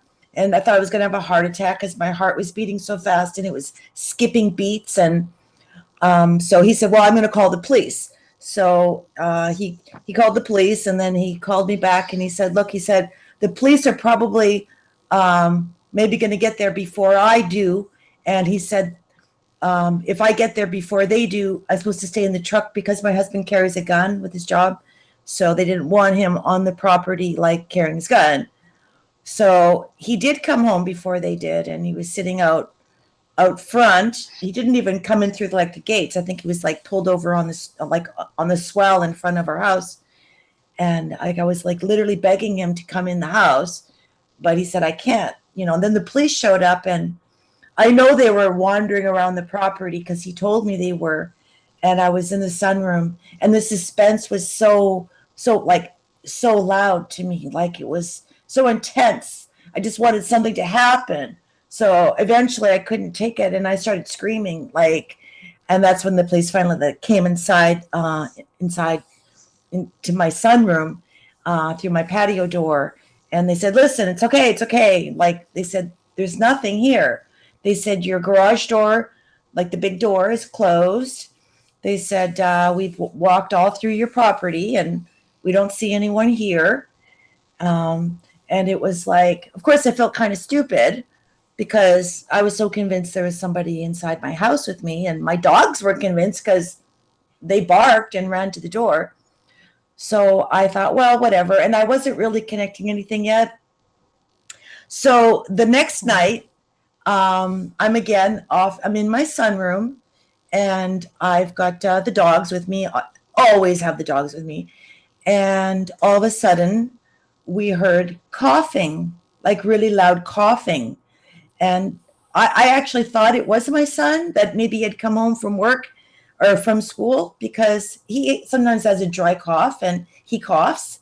So I like called out his name, Daniel, and it was quiet. And the dogs heard the coughing because their little ears perked up, and they were looking into the house from in the sunroom, but they didn't want to go inside, like into the house part. They just wanted to sit in the sunroom with me. And so I called Daniel, and he said, Mom, no, I'm in school. And that's when it dawned on me that I remembered the seance, and I thought, oh, crap, I actually have something here. And I don't feel like it's my mom, like I didn't think I would be afraid if I brought my mom's spirit into the house. I thought she would, like make me know that it was her. And so of course, I called my husband. Now he thinks I'm crazy and I'm hearing things and doesn't want to believe anything that I'm telling him. So I just sat in the sunroom until he got home from work because I was too afraid to go inside the house. And then the next night, I'm like, screw it. I'm not even going to be at home when it gets dark out. So I went to my friend's house. But then the following night, she promised me that she would come over before it got dark. And I trusted her. But it got dark and she wasn't at my house yet. And I was sitting in my sunroom. And that's when I heard the sound of a large dog or large animal lapping water. The sound they make when they lap water? It's really loud. Mm-hmm. Like I have two big dogs, but I didn't have big dogs then. I just had my little squirts and the cat, and none of them make that sound. And I could hear this loud lapping. And I remember, again, feeling so terrified. And I just sat. And I didn't want to call my husband now because he just thinks I'm insane. And so I just sat there and waited again for him to come home, and he doesn't believe a word of anything that I'm telling him. So that's when I thought, I've brought his spirit into the house, and this isn't good. And like I said, I'm washing my car outside, and I feel its presence, standing there, and I'm telling it to go away. And so I go online and I read about how to get rid of spirits that are unwanted in your house. So I read that you need to have sage and you burn it all through your house, and you open all your cabinets and cupboards and you put it in there and you say this stupid little chant thing, and then you open your front door and you put the sage on your doorstep, and it's supposed to be that's it. And I felt very confident about doing that. And I remember being, kind of pretending to brush my hands off. And I'm like, okay, good, we're good, it's gone. And I felt so confident that it was gone that I decided that next night that I would not sit in my sunroom, but I would sit in my living room or like in my family room and watch television. So I sat and I had the TV on and everything was fine and I felt great. And I'm like, well, I guess, it's gone. It really worked. The sage really works. And I wanted to get another Diet Pepsi out of the fridge. So I went to stand up. Oh, wait, I'm forgetting something. Before I did that, the TV kept pausing, like someone was pressing the pause button over and over again. And then I'd have to press it again and get the TV to keep going. And, it's like I've never seen it do that before. And but I didn't, I was still believing that the spirit's gone because I made it go away with the sage. And I thought, well, you don't watch TV that much. Maybe it's, maybe the remote's broken. I really wasn't going back there in my head with this whole spirit. And then I thought, well, I need to get another Diet Pepsi. So I went to stand up. And that's when I felt something grab me around my ankle and squeeze. And then I just sank back down in the chair. And I really thought that I would have a heart attack because my heart rate went so fast and it was skipping beats. And because I have PVCs and PACs, it's just, I've always had these, so I just sat there and I remember I was crying and I was so terrified. And my husband had come home finally and it really dawned on me looking at all of it. And I thought, I'm a Christian and I knew better. I should never have been dabbling in this type of thing. But on top of that, to burn sage, instead of asking God to remove this thing, I just got down on my knees. And I still get a little emotional when I think about it, but I'm emotional listening to it. I'm emotional listening to you tell your stories. I don't know about how you're still going. I got down on my knees and I recommitted my life to Jesus Christ. And I asked him to forgive me for that sin and for all my sins. And I asked him to forgive me for being a backsliding Christian for such a long time. And I asked him to remove this spirit out of my home. And instantly, I felt such a peace come over me. And it was gone. I never had another problem again after that. So, sorry I get emotional. Thought I was past that. All the empaths are crying. Yes, it wouldn't be ladies' night if there wasn't, something like that. But wow. Thank you for sharing that with us. Thank you. You're welcome. Really, really, really hard to you hear people talk about their stories with supernatural, and of course it's always difficult to kind of believe them. And then you have your own experience, and then you realize how real that is. And then it just made me even that much more aware of how powerful God is and how real he is, that he was able to remove this presence from my house. And, after that, I burnt my tarot cards. I stopped reading horoscopes. I refused to watch any paranormal, supernatural kind of movies. I will never watch anything like that because I know it's real and it really happened. So it really did change me, and my walk with God became so powerful. And to this day, of course, it is. And how do you think it got there in the first place? Me asking it to come in through the chanting of asking for my mom's spirit, and maybe it had something to do with the animals, right. Looking back at it. That was I meant what was the channel, the channel in, It's just my dog, I had a big dog. Well, I had two big dogs that we had adopted when we lived in the Bahamas, and they had died fairly close to each other. And the one that died last had carcinoma cancer in his lungs, and he coughed all the time. He lapped water just like we heard. that night, the same loud lapping. And that dog was crazy about me. He was always watching me, like he never would take his eyes off me. And I started to maybe think, is it possible that dogs have some kind of, I don't know, spirit like that? I'm not sure. But I never want to find out again. I would never, ever do something like that again. Like I said, I won't even read horoscopes because it's just dabbling in that.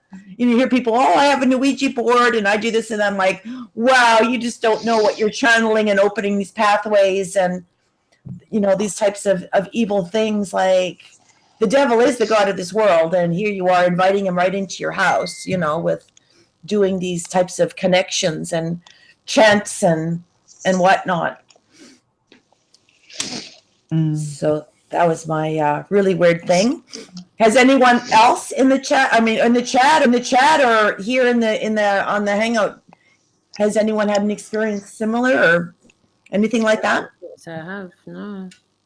No, not with the dark. No, not with the dark. I am in my other house. Oh, you have to tell us.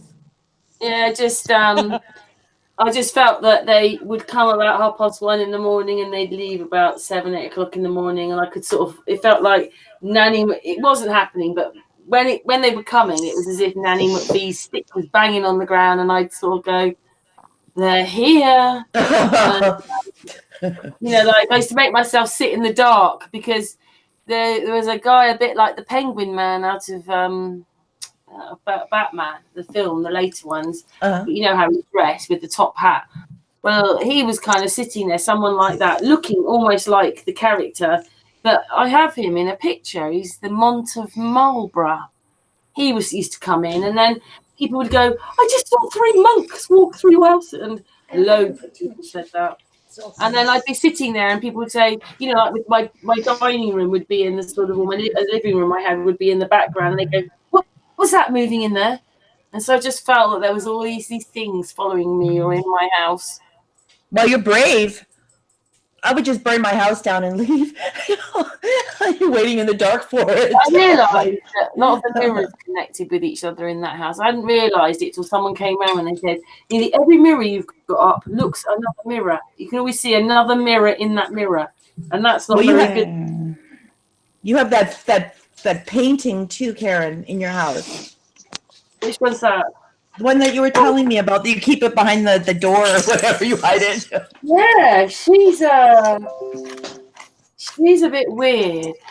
You look at her and it's as if she's looking right in at you. And children come in and they go, "There's a photograph of someone in the say 1900s," and they go, "Who's that?" Because her eyes in this photograph follow you. And then I was with my neighbour and we were looking at the photograph. And she was saying she felt that she was very unhappy. And honestly, I swear, I got on the picture, these tears appeared. Anyway, she's over there behind me. I just keep her over there. She's behind me over there. That's so weird.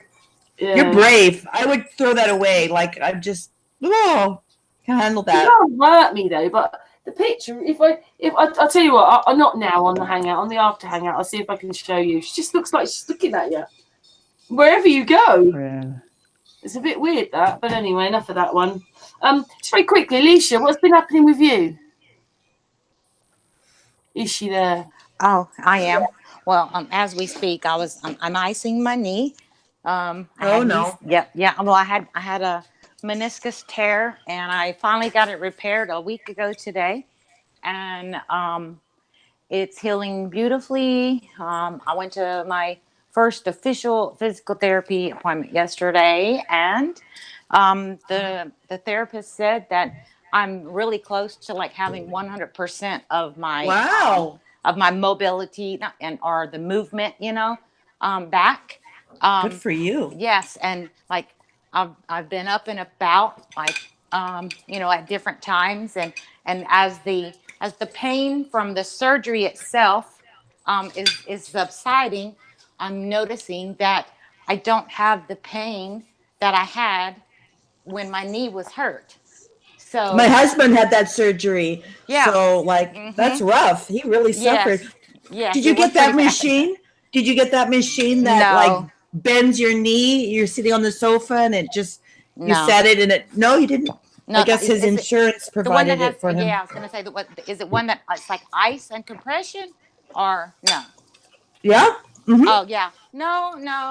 My insurance did not. Well, it wouldn't cover it, and plus there would have been like an out of pocket if they did. And yeah, but no, I've been doing some in home therapy for or exercises for myself, and really from what I could tell, that's the main thing that I have left to do, other than letting things heal naturally, is to re-strengthen and refire the muscles and the tendons and ligaments and anything that was possibly not operating properly, is to build it back up. And then after How did you that, hurt it? How did you hurt it to begin with? well, I think I heard it whenever I was trying to not step on my dog, who was at my feet, who's at times she's at my feet, but like Yes. so, and I'm a busybody, and I was probably stopping and then turning. I'm pretty certain that it was like a stop and turn type thing, and stepping. It was one of those things. But keep in mind, like, I didn't even realize that I had done it when I did it. I knew I knew I hurt when that happened, but like I didn't, I just didn't know anything about this type of injury. Now, now what I do know is, and I will be an advocate from here on out, is that it is one of the most common knee injuries, young and old. I mean, it's easy to do, and that a lot of times you'll know that you did it, and a lot of times you might not even know that you did it. And my advice is that if you have even if you have like a pain that will not go away after a couple of weeks, you need to investigate it, look into it, and don't just wait for it to go away on its own. Because even you don't. I'm not saying you have to run out to the doctor, but you can. Like, in other words, I'm really certain that I exacerbated my injury by keeping on going. I didn't ice it. I didn't stop. I didn't rest. I did not, I didn't do strengthening exercises possibly where I needed them. There was a lot I could have done, but either way, now, hold on, let me just back up a little bit. I did like try to take care of it, like, like be ginger with it, but I didn't like, anyhow, in the course of my injury, I also, like, by the time I had my MRI done, it had been probably like 5 months since I had injured it. Now, the MRI was like the last step in me trying to get to my orthopedic, because with the way my insurance works, I had to see my family physician, and then he had to recommend the MRI, and then the MRI had to go back to him, and then he had to recommend me to an orthopedic. That was the channels of my insurance, right? And then finally, as soon as I had my orthopedic appointment, he's like, "You need surgery, when you want to schedule it for?"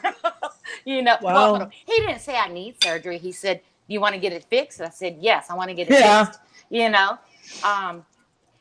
Because otherwise I would have lived with knee pain the rest of my life. I would have had limited range of motion, and in extending and lifting my knee up in the back, as well as by the time I had my MRI done, I had also strained my MCL, and I had a Baker's cyst, and all of that stuff was due to the meniscus tear and the way that I was walking and not walking. Wow. And so, but the surgery in and of itself was fairly easy.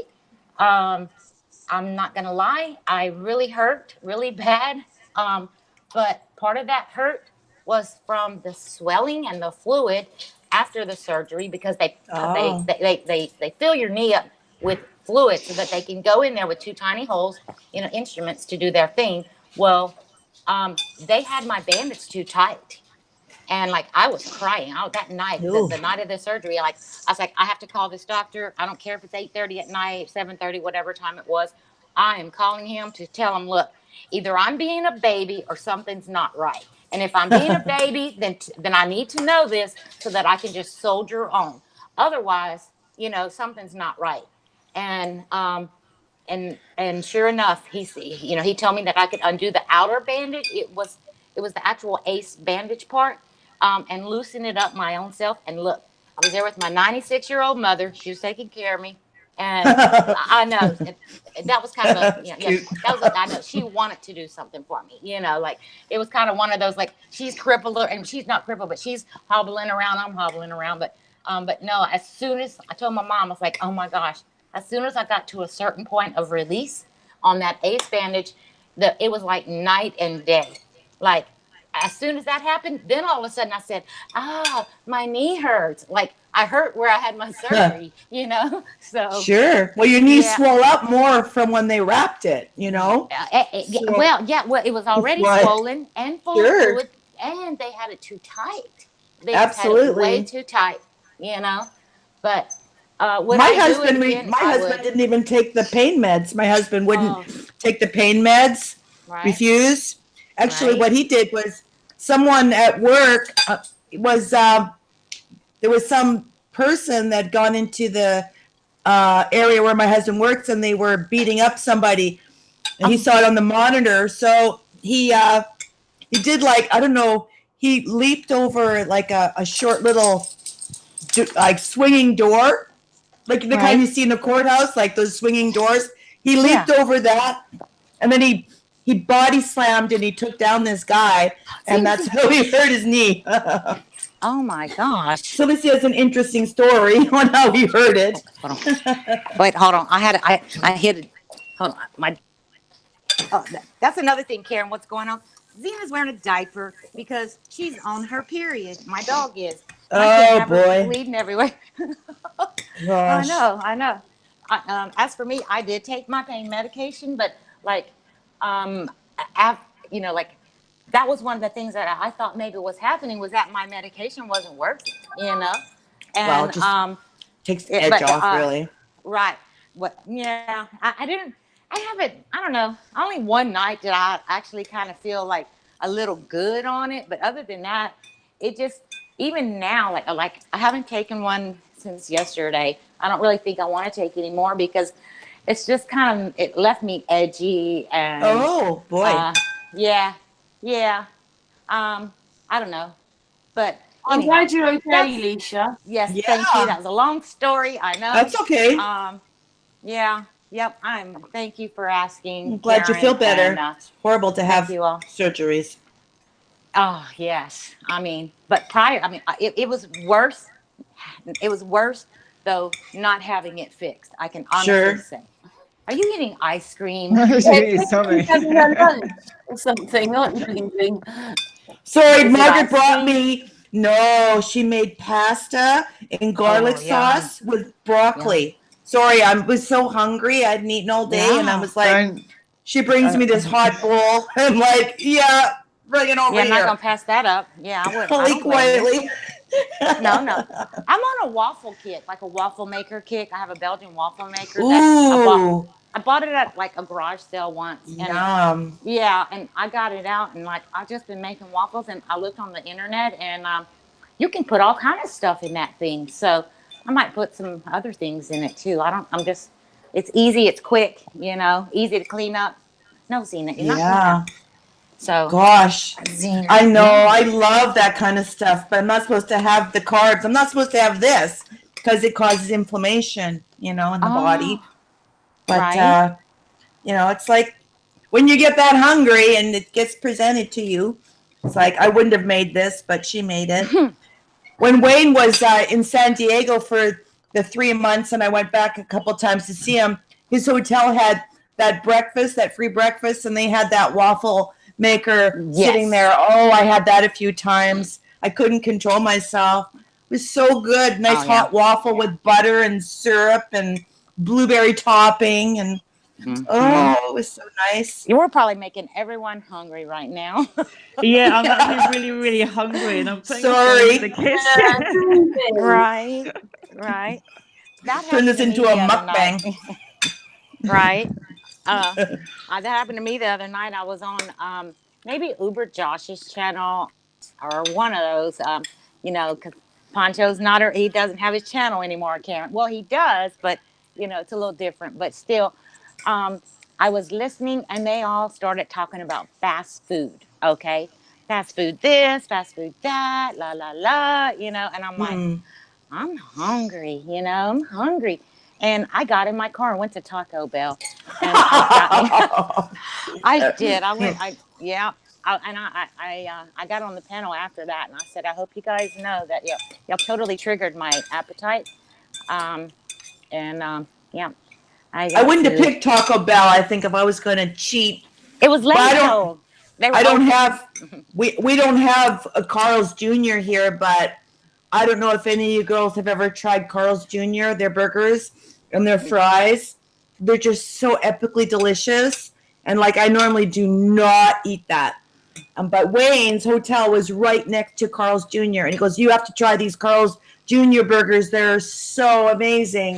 Of course, I had quite a few of those while I was visiting him. Now you and I are in America. So, I've heard of Carl's Jr., but like I've never had the burger, but I've heard about them. Actually, I knew them from NASCAR. They used to have they would sponsor a vehicle, a car when I followed NASCAR. But like I would like to ask the other ladies in the UK, like what's like what kind of like fast food or is fast food like even prevalent? Yeah, for everybody that doesn't know, Taco Bell's is a bit like going to McDonald's. It's the same thing. They do fast food, but we don't get Taco. Well, you probably can find one in London, but we haven't got Taco Bell's here. Carry on then, Sarah. What do you have? Where do you go then when you want a fast food? What would you go besides McDonald's? No, we don't have McDonald's in Caithness. The nearest McDonald's to me is about 150 miles away, roughly. Wow, really? Yeah, I love it. Yeah, yeah. I don't honestly. Wow. The only reason I would ever eat at McDonald's is to kind of appease a war. The children. No, because the children they love McDonald's, and my husband loves McDonald's, and it's a treat. And literally, we'd probably have it twice a year, 3 times a year, something like that. Like literally rarely ever have it. And but I would avoid it if I can. So I think when I do go, I'm very much like, you know what, it's fine. I'm not gonna die from eating one burger, like one vegetable burger, one bag of chips. I'm not gonna die from it. It's not even gonna affect my health, my body. But I always feel crap after eating it. My body is just like, what are you doing? And like but no, once upon a time we used to love the stuff. I thought it was really, really delicious. Chips are still good and stuff, but so we do have takeaways here. We have like Indian, Chinese, kebab, pizza, shops. Okay. Takeaway. I like that. Takeaway. What about you, Roxanne? What's your pleasure? And if you were going to have if you did a fast food. Just give me 2 seconds. I'm just sorting my dog out, guys. 1 sec. Oh no, that's okay. No, like I have a McDonald's. I'll say mine. 3 miles from my house, we have a McDonald's. 3 miles away. I have one close. We have fish and chip shop. Wait, fish and chip shops. Fish and chip shops. There's curry take. Yeah, Indians, Chinese. Yeah. Oh yeah. We have all those. Hut, Mama's. There's about 50 Oh, no, I love pizza. We don't have any of those names up here. You've got was it called Nachos? Nando's. Is it Nando's? That's it. What is Nando's? No, Nando's. What is Nando's? Oh God, I don't know. I thought it was American. Obviously, you don't know what Nando's is. Oh, Nando's I thought it was an American place. So did I. I've never heard of it. What is it? It's just a burger hut place. It's a Mexican thing, isn't it? No. Okay. Yeah, I suppose, but you can have burgers and stuff there. Yeah, maybe a bit more Mexican, you like. I thought it would be. Maybe. God. Wow. I'd rather have Indian food, Indian curry. Yeah. Oh, I wish. We don't have any good Indian restaurants here. It's my favorite. That was my lamb sag was my favorite before I went veggie. I used to love lamb sag. I used to love it. Yeah. Do y'all hear a buzzing in your ears, or is it just I do. I hear a little. I actually think it's Sarah. Me? I don't know. When you came back on, it was a bit of a buzz. Mute yourself and let's see what happens. Hang on, I'll turn it off. It's okay, Sarah. It's only a tiny one. Really? Me, when I came back on? Oh, no. Hang on. If you mute yourself, what happens? Let me see. Yeah, let me mute. Let mute 1 it. second. Yeah. Ah, yeah. Gone. I told you it was Sarah. Yep. Is it me? Aw. Yeah. Oh, Oh, yeah, a no. little bit. I don't know. Hey, look, I'm not complaining. I'm just, keep in mind, I'm the one having the electrical problems. So I'm thinking, what's happening? Did that actually Now I work? gotta Did Oh, put it in my no. ear. Electrocuted.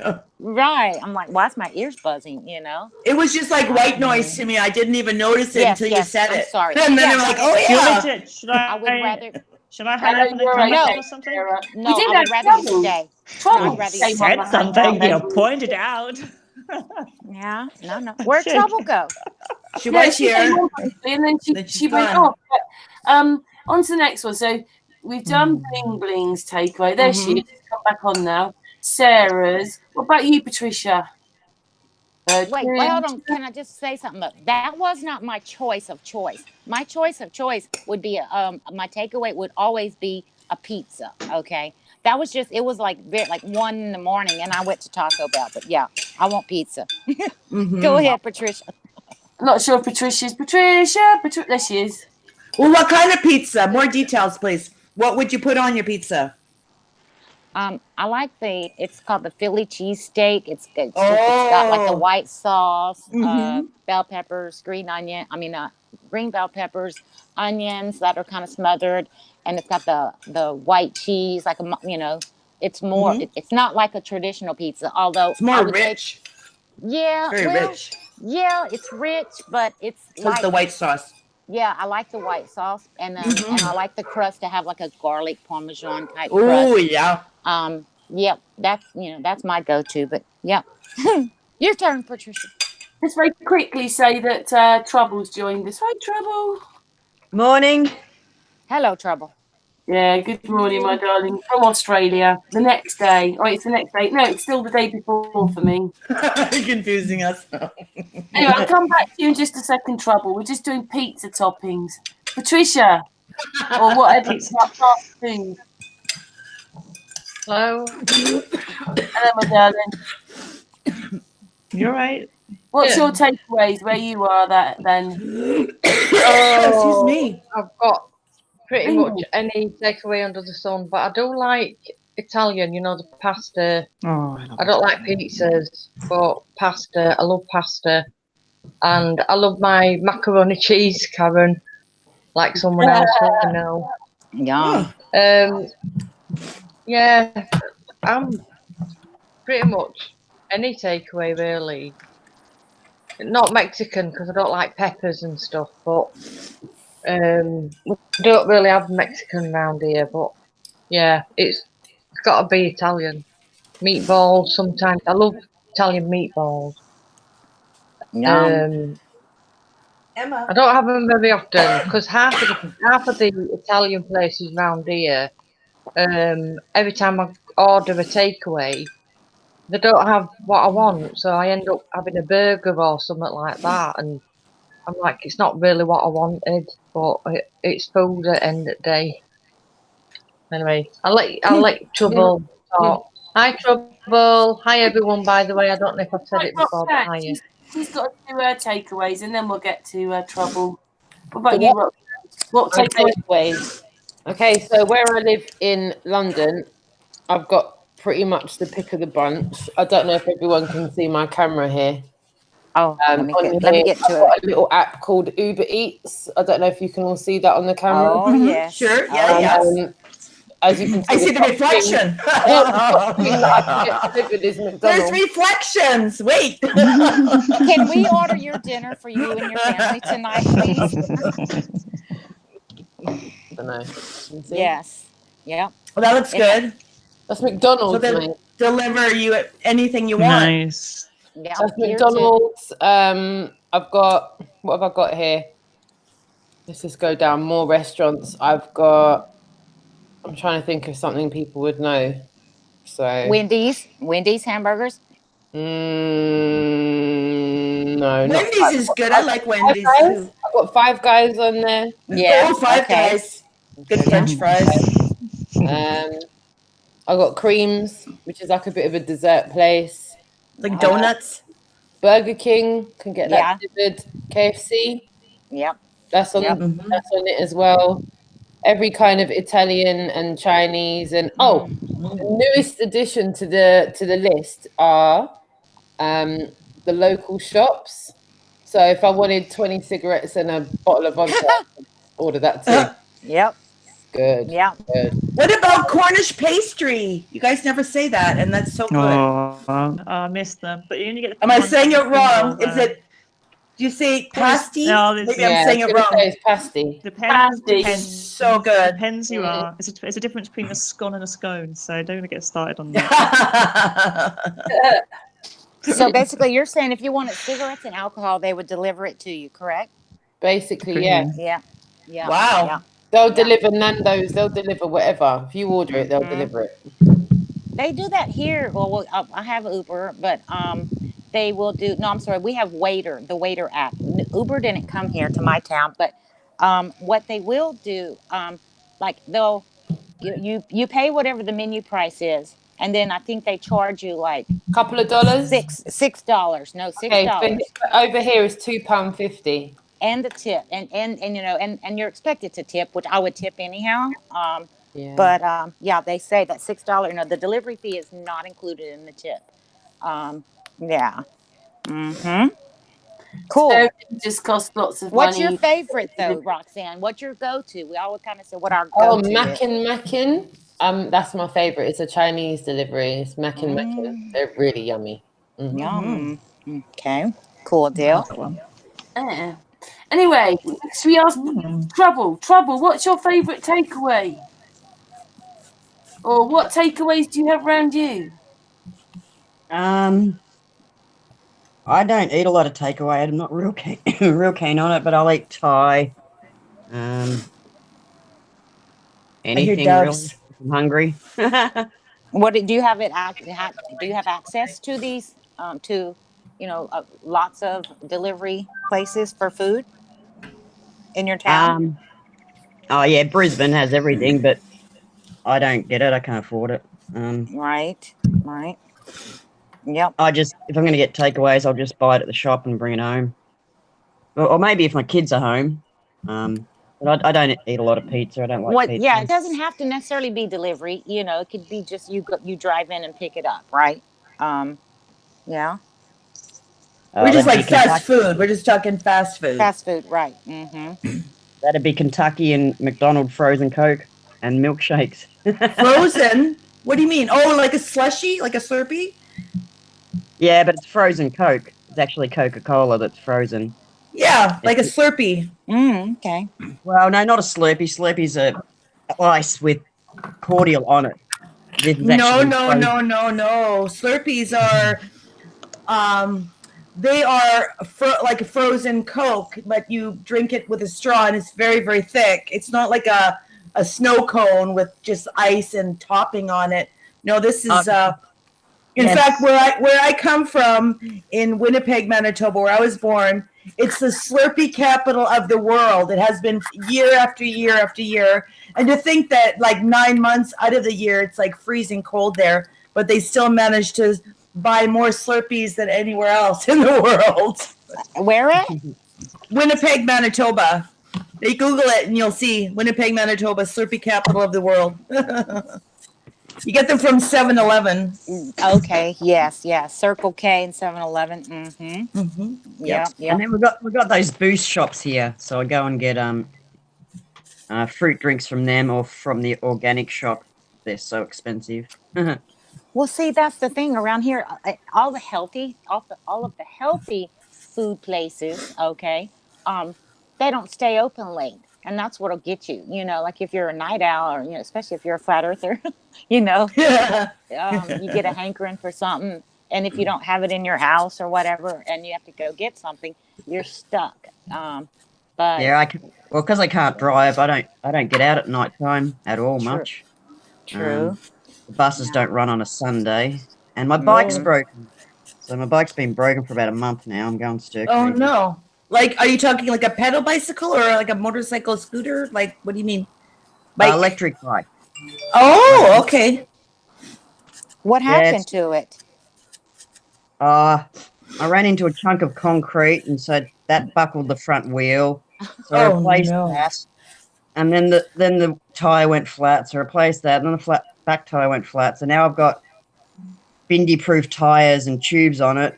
But since we fixed it, it won't take a charge. So now I'm still waiting for my friend to come and fix it when he has spare time. That hasn't happened Flat yet. tires, flat earth. Yeah. Well, I hope it gets And I fixed broke my soon. camera. I broke my P900, and I broke my laptop. No! What did Good you month. do to that? What did you do to during your that wreck? camera? During that wreck? Oh, the mount broke. I went to tilt it back, and I forgot that I'd tightened it really tight. And it wasn't even a big yank, and it just basically pulled the stand out of the bottom of it, where the mount. You know on that 3 sides. the P900, where the house, like where the housing is to attach it to your tripod, it's in a very poor spot. It's a very Yeah. weak spot. It's not in the center of balance of the camera. So it's best to get there's a ring that you get and you can put it Yeah. around it. I And just haven't got around to it yet. Yeah. that's what I have, because all these people were cracking their camera housings from putting it on tripods. Oh, I hadn't heard about it. So yeah. So anyway, so I've done mine. So I've got to. Mhm. Yeah, I haven't got around to getting that yet. And then I've had an external speaker on my laptop because the internal speaker doesn't work. And then one of the kids tripped over it the other day and ripped it out.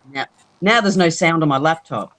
Rains or pours, right? Like, Yeah. that's too bad. But the volume on your iPad's much better, though, isn't it? Yeah, it is. But I'm making videos, and I'm putting them on YouTube, and I have no idea what the music is. I'm just putting anything on there and hoping that it's going to sound okay. And I can't hear any of the videos, so I'm just going to mute everything, that I'm putting on there. Anyway, I'll work it out. What are your videos about, Trouble? They're just boring ones about, scenery and the sky. And I went into that's Brisbane. not boring.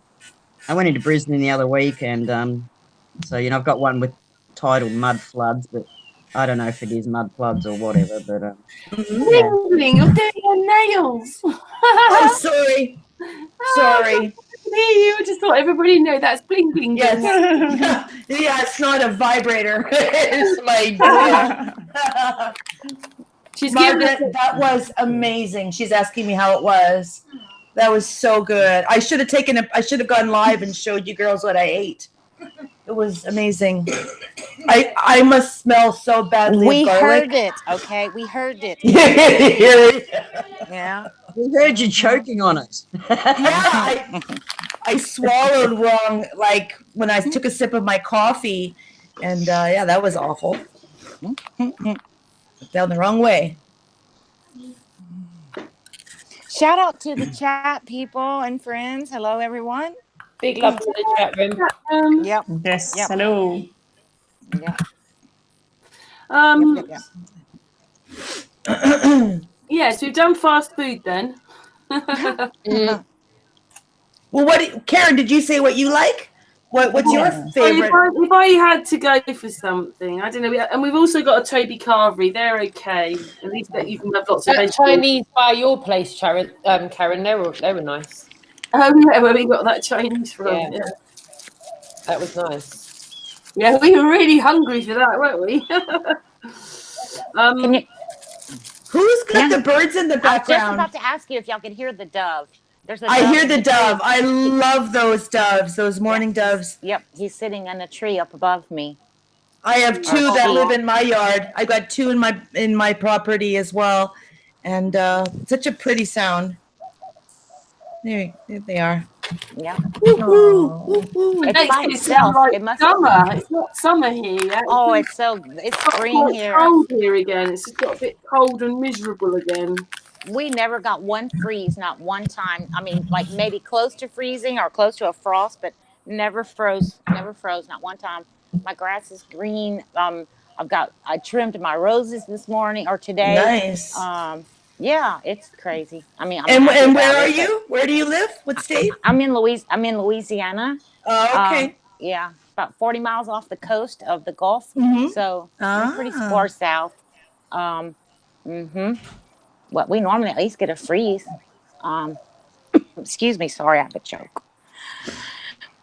Yeah, we didn't have any real cold weather this winter. Sometimes we've had in the past, but didn't happen this year. I kind of like it when it happens. It's unique and exciting, you know.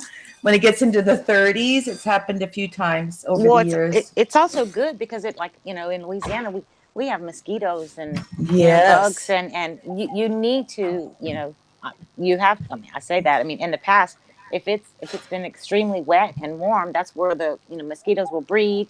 Oh, yeah. So if we have a freeze, it kind of kills some of the bad things, you know. It's just not good for the orange growers here in Florida. No. Kills the fleas and things And like the that as fleas, well. yes. Yeah. Yep, it sure does. Sure does. Oh, my dog has worms. Ew. Yeah, he's got roundworms. I've ordered his medication. I was quite stunned. There was a live one right on him. I was brushing him and I lifted up his tail and I looked under there. And you know what's really horrible about this story is that I'm like, okay, Lenny, stay right there. And I went to grab like paper towel and he didn't stay and it fell off of him and I couldn't find where it landed. Oh no, that's bad. Horrible. I could not find it. So Oh dear, the whole chat room just gross. I know. I could tell a story about a tapeworm and I just don't You want just to do lost it. every single one person. I'm not going to know. do anybody that was hungry, they're not hungry anymore. Yeah. Well, I mean, yeah, they were really hungry and now they're not. But that's a big thing though. I know, you know, like it's like, oh my gosh, my baby, you know, it's like it has a foreign parasite on it that does not belong. And that is, I know you don't like that.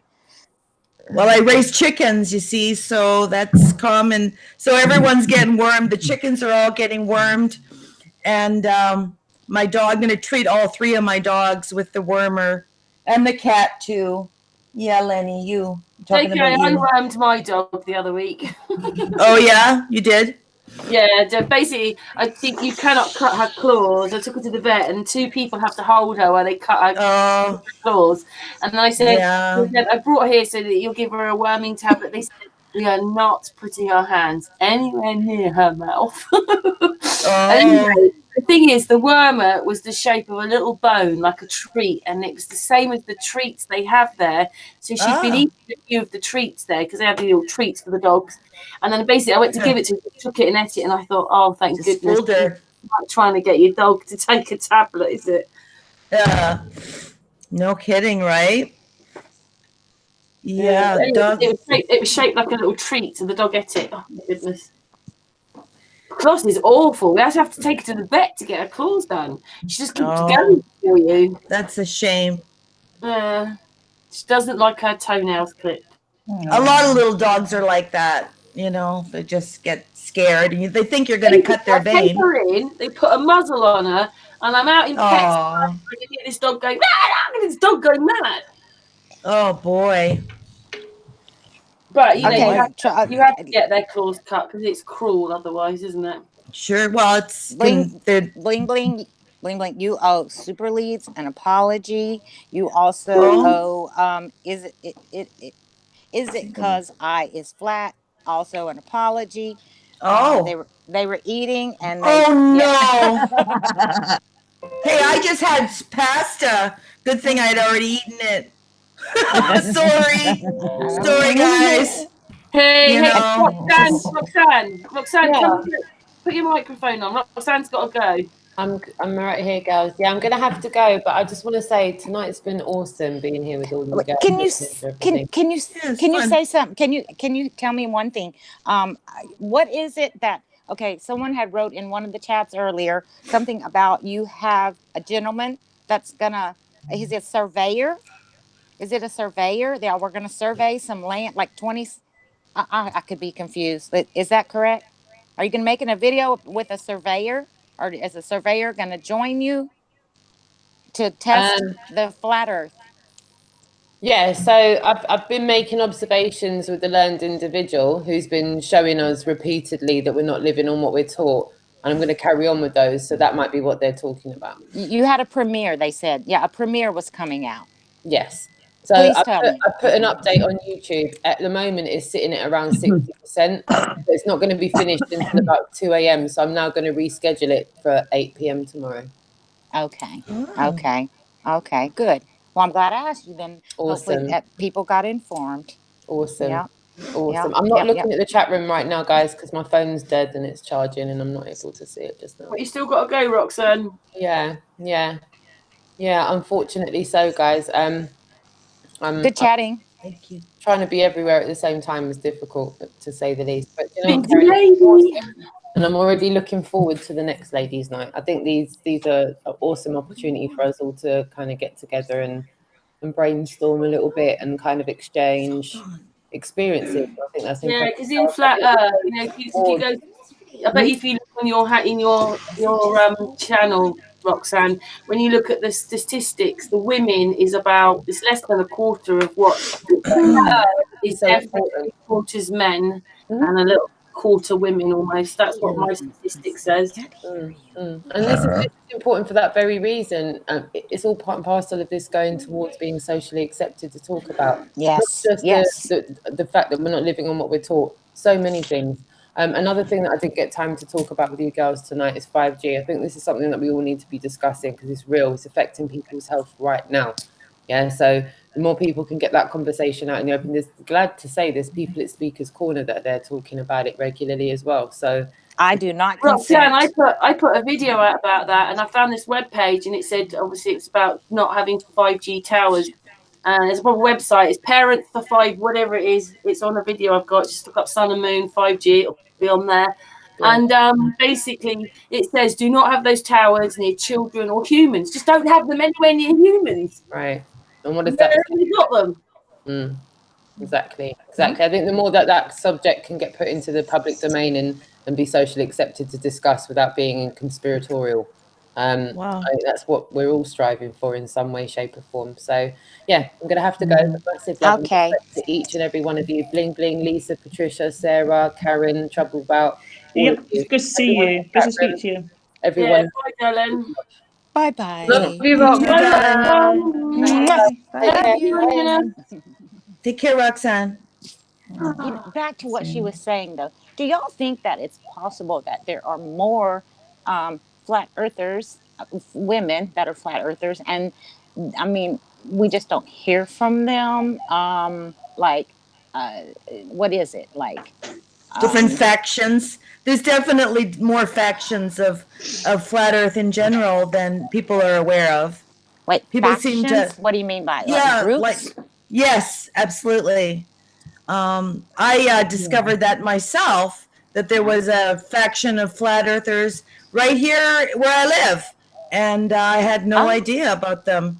So Oh, that's right. Oh, I remember that. Like maybe it was one of the hangouts that we were on, and you made a yes, Did you make connection with her? yeah. I talk with I them. forget Yeah, who it it's was. Andrew, and Beck. He Yes. goes by the Boogeyman channel. Yeah, Karen's had him on. they thought that they were going to have to leave, didn't they? And now they've Yeah, got but jobs. they're staying. Yeah, I'm glad they're staying. But yeah, there's all kinds.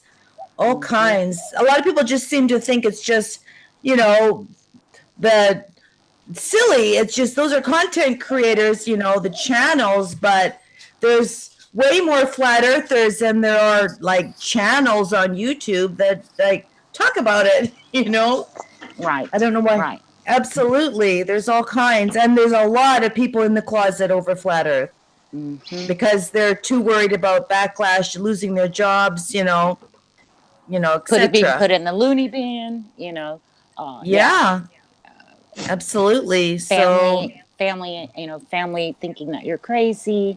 Yeah. Well, we've all gone through that, A day will come. A day will come. I think that whenever I'm going to have to say to my sisters, I told you so.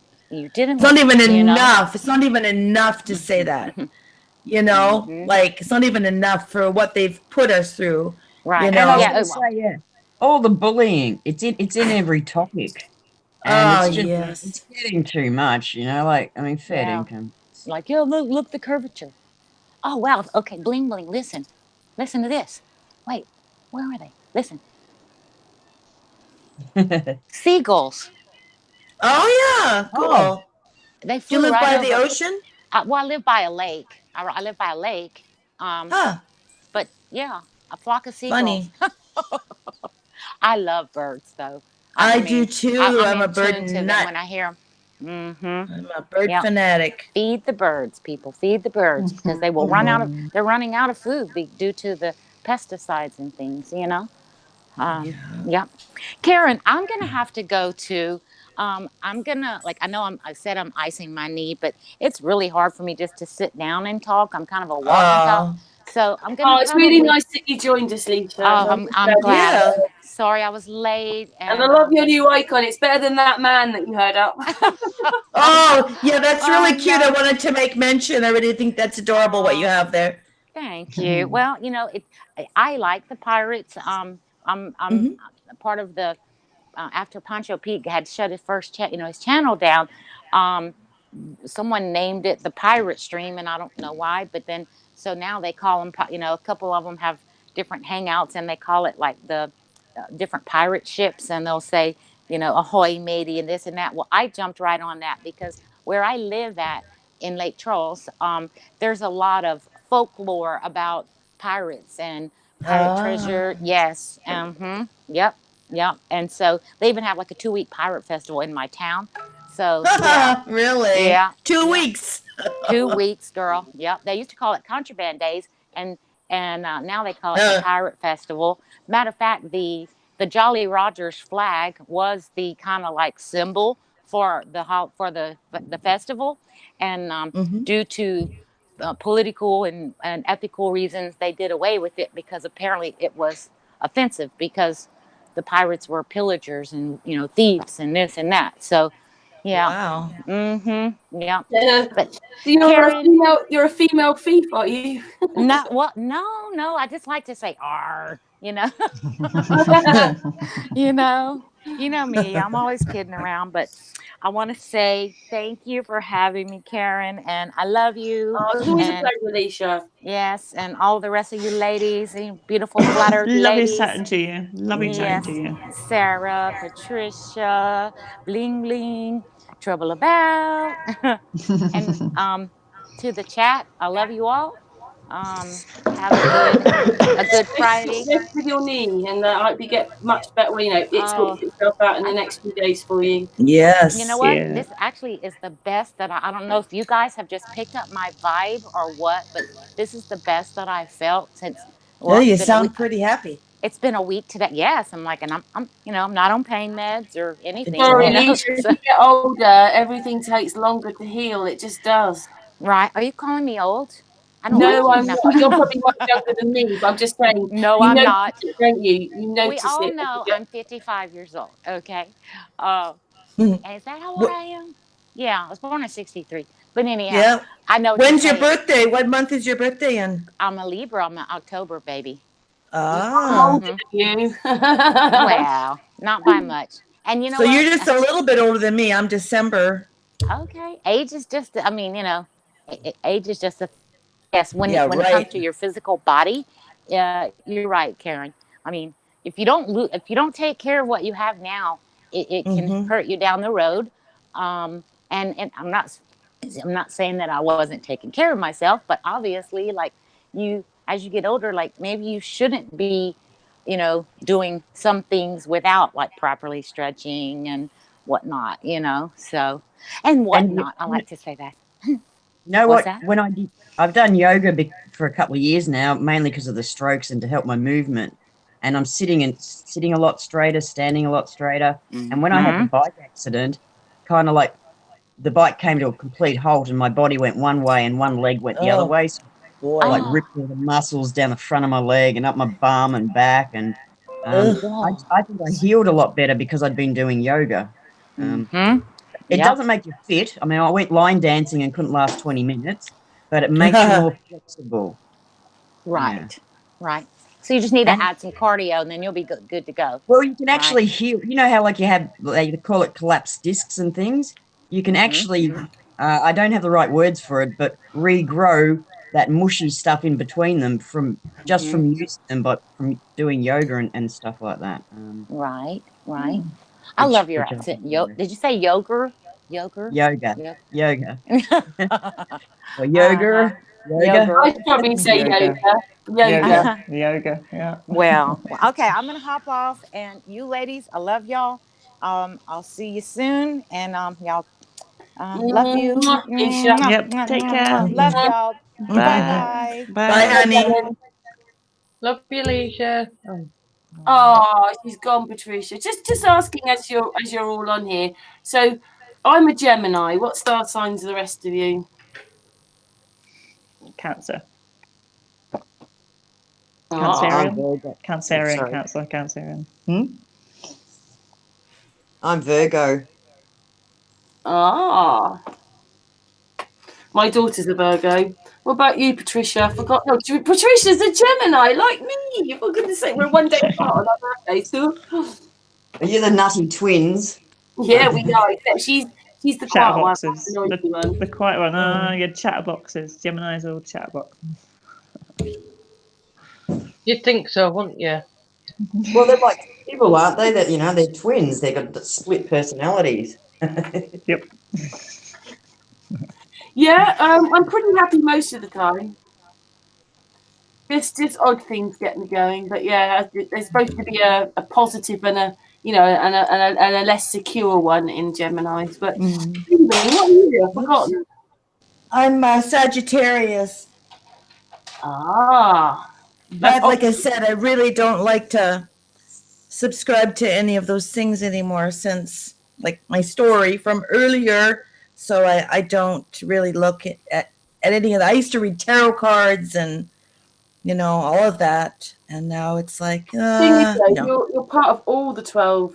You're all part of all the star signs. Your birth chart has 12 star signs in it, and each bit is segregated up. So you're part of all the signs. You just have a sun sign, there's a moon sign, a rising sign, and when you actually look up astrology, it's very close, or it just looks the pattern of you. Just each birth chart's very individual. So yeah. I still think there's something in it. Like if you go into like the digital version that they're all talking about. So if you take your birth date and add in your time, then you can come up with a really long digital number. And so I think there is something to star signs, but just maybe not the way that they've been giving it to us. Yeah, not from the newspaper and all that silly stuff. It's much deeper than that in the first place. It takes years to learn astrology.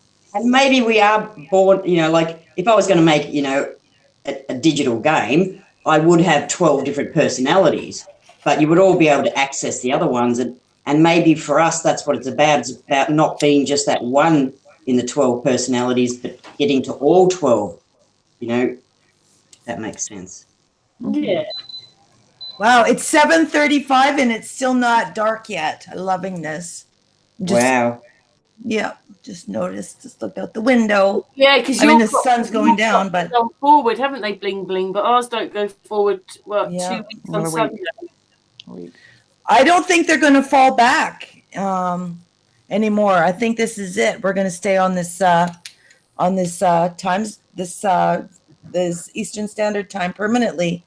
In fact, Manitoba, again, where I came from, has just passed the law for them. They're not going to fall back come fall time. They're going to leave it. Yeah, I know. And Arizona doesn't change. That's a county that's stayed the same time for a long time already. Mm-hmm. People, wake up. So I hope they do that here. I much prefer it like this. It's amazing how they can just change it just like that, really, and take that or leave it, isn't it? Well, I think I'd rather us on summertime, to be honest, because I know that maybe they did it for they said they did it for farmers, but I'd rather I'd rather have a longer night than. Oh, I hate winter. I like the seasons. I just hate it getting so dark. I hate it. Yeah, it's very depressing, isn't it? Like when it gets dark early. Just an awful feeling. just terrible. That's the biggest reason why I left Canada was because of winter and how dark it was and gloomy and went on for months and months and months. Yeah, no regrets there. Right here, I think we have 6 months of it sort of winter, don't we? Sure. And then we sort of get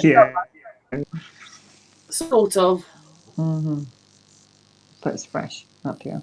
Fresh Yeah, but you where you are, Sarah, probably get one of the longest days of everybody, don't you? Where you are, really. Yeah, you do. In summer. Compared to the rest, yeah. But I suppose you get pros and cons wherever you are, I suppose. Like up here, you do get some extremely long days and long winters. Very, very, very long winter.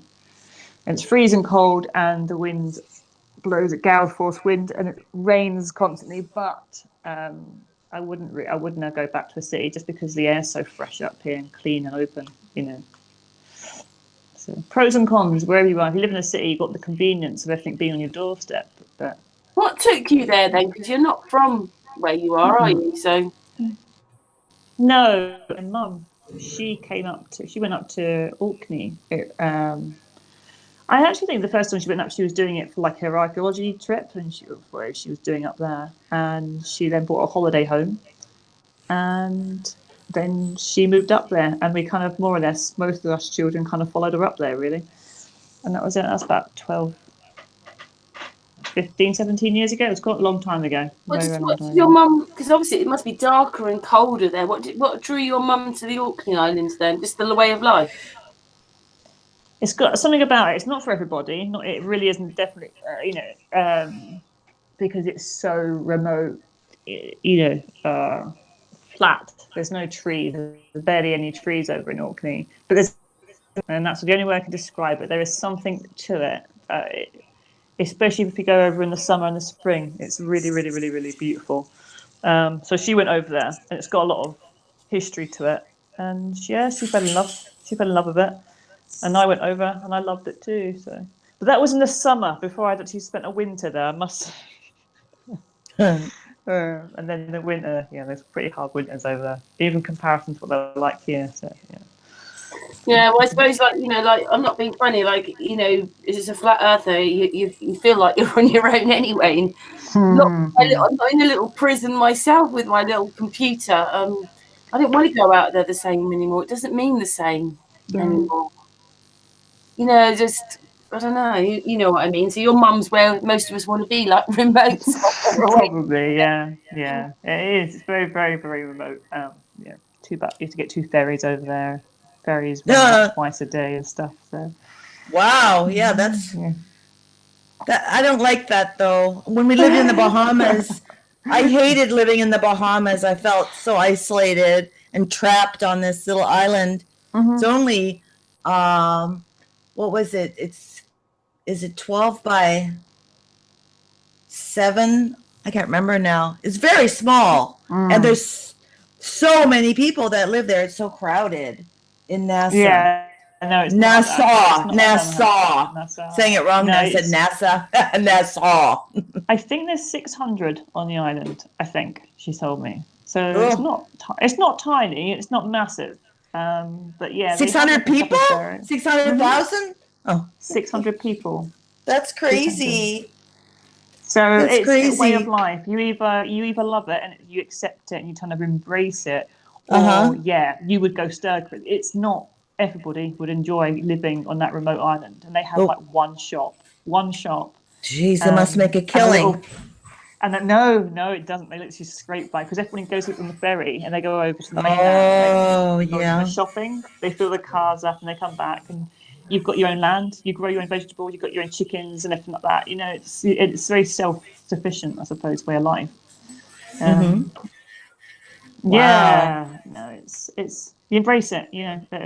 There's no clothes shops. You have one little post office, I think, that's open. Jeez. Like 4 hours a day or so. I don't know how. I couldn't do that. 4 hours a day? I don't know, something like that. A couple of hours a day it's open. So it's not open like from like start of the day to finish. Yeah. Oh yeah. Oh, wait a minute. I think they have a bank that comes over, like a little van. That's the bank. I think that goes over like once a week or something like that. I don't know, something like that. Yeah. It's so funny. Yeah. So you'd have to organise yourself, like, or otherwise you won't have any food in the house. No, people just don't. They don't eat. They don't consume like we do here. They don't eat. They don't eat like they do. They don't. You don't have it. You don't buy. If it's not there to be brought, you're not going to buy it. There is no takeaway, so you're not going to spend money on takeaway. If you've got all the time in the day because you're not preoccupied of doing shopping or doing this, that, and the other, you're kind of look to doing stuff outside, and that's when they kind of you are more self-sufficient, and they'll use your own land to grow your own stuff, that kind of thing. But what does your mum do then? she's got her own studio outside, and she makes her own. She's got massive looms, if you know what a loom is, and she weaves and makes a loom, like a loom. You have to Google it. It's a massive thing, like tapestries, cushions. God, the amount of stuff that woman makes. It's beautiful. Does she sell it? Yeah, it goes. It's not cheap stuff, but she doesn't make anything off of the stuff.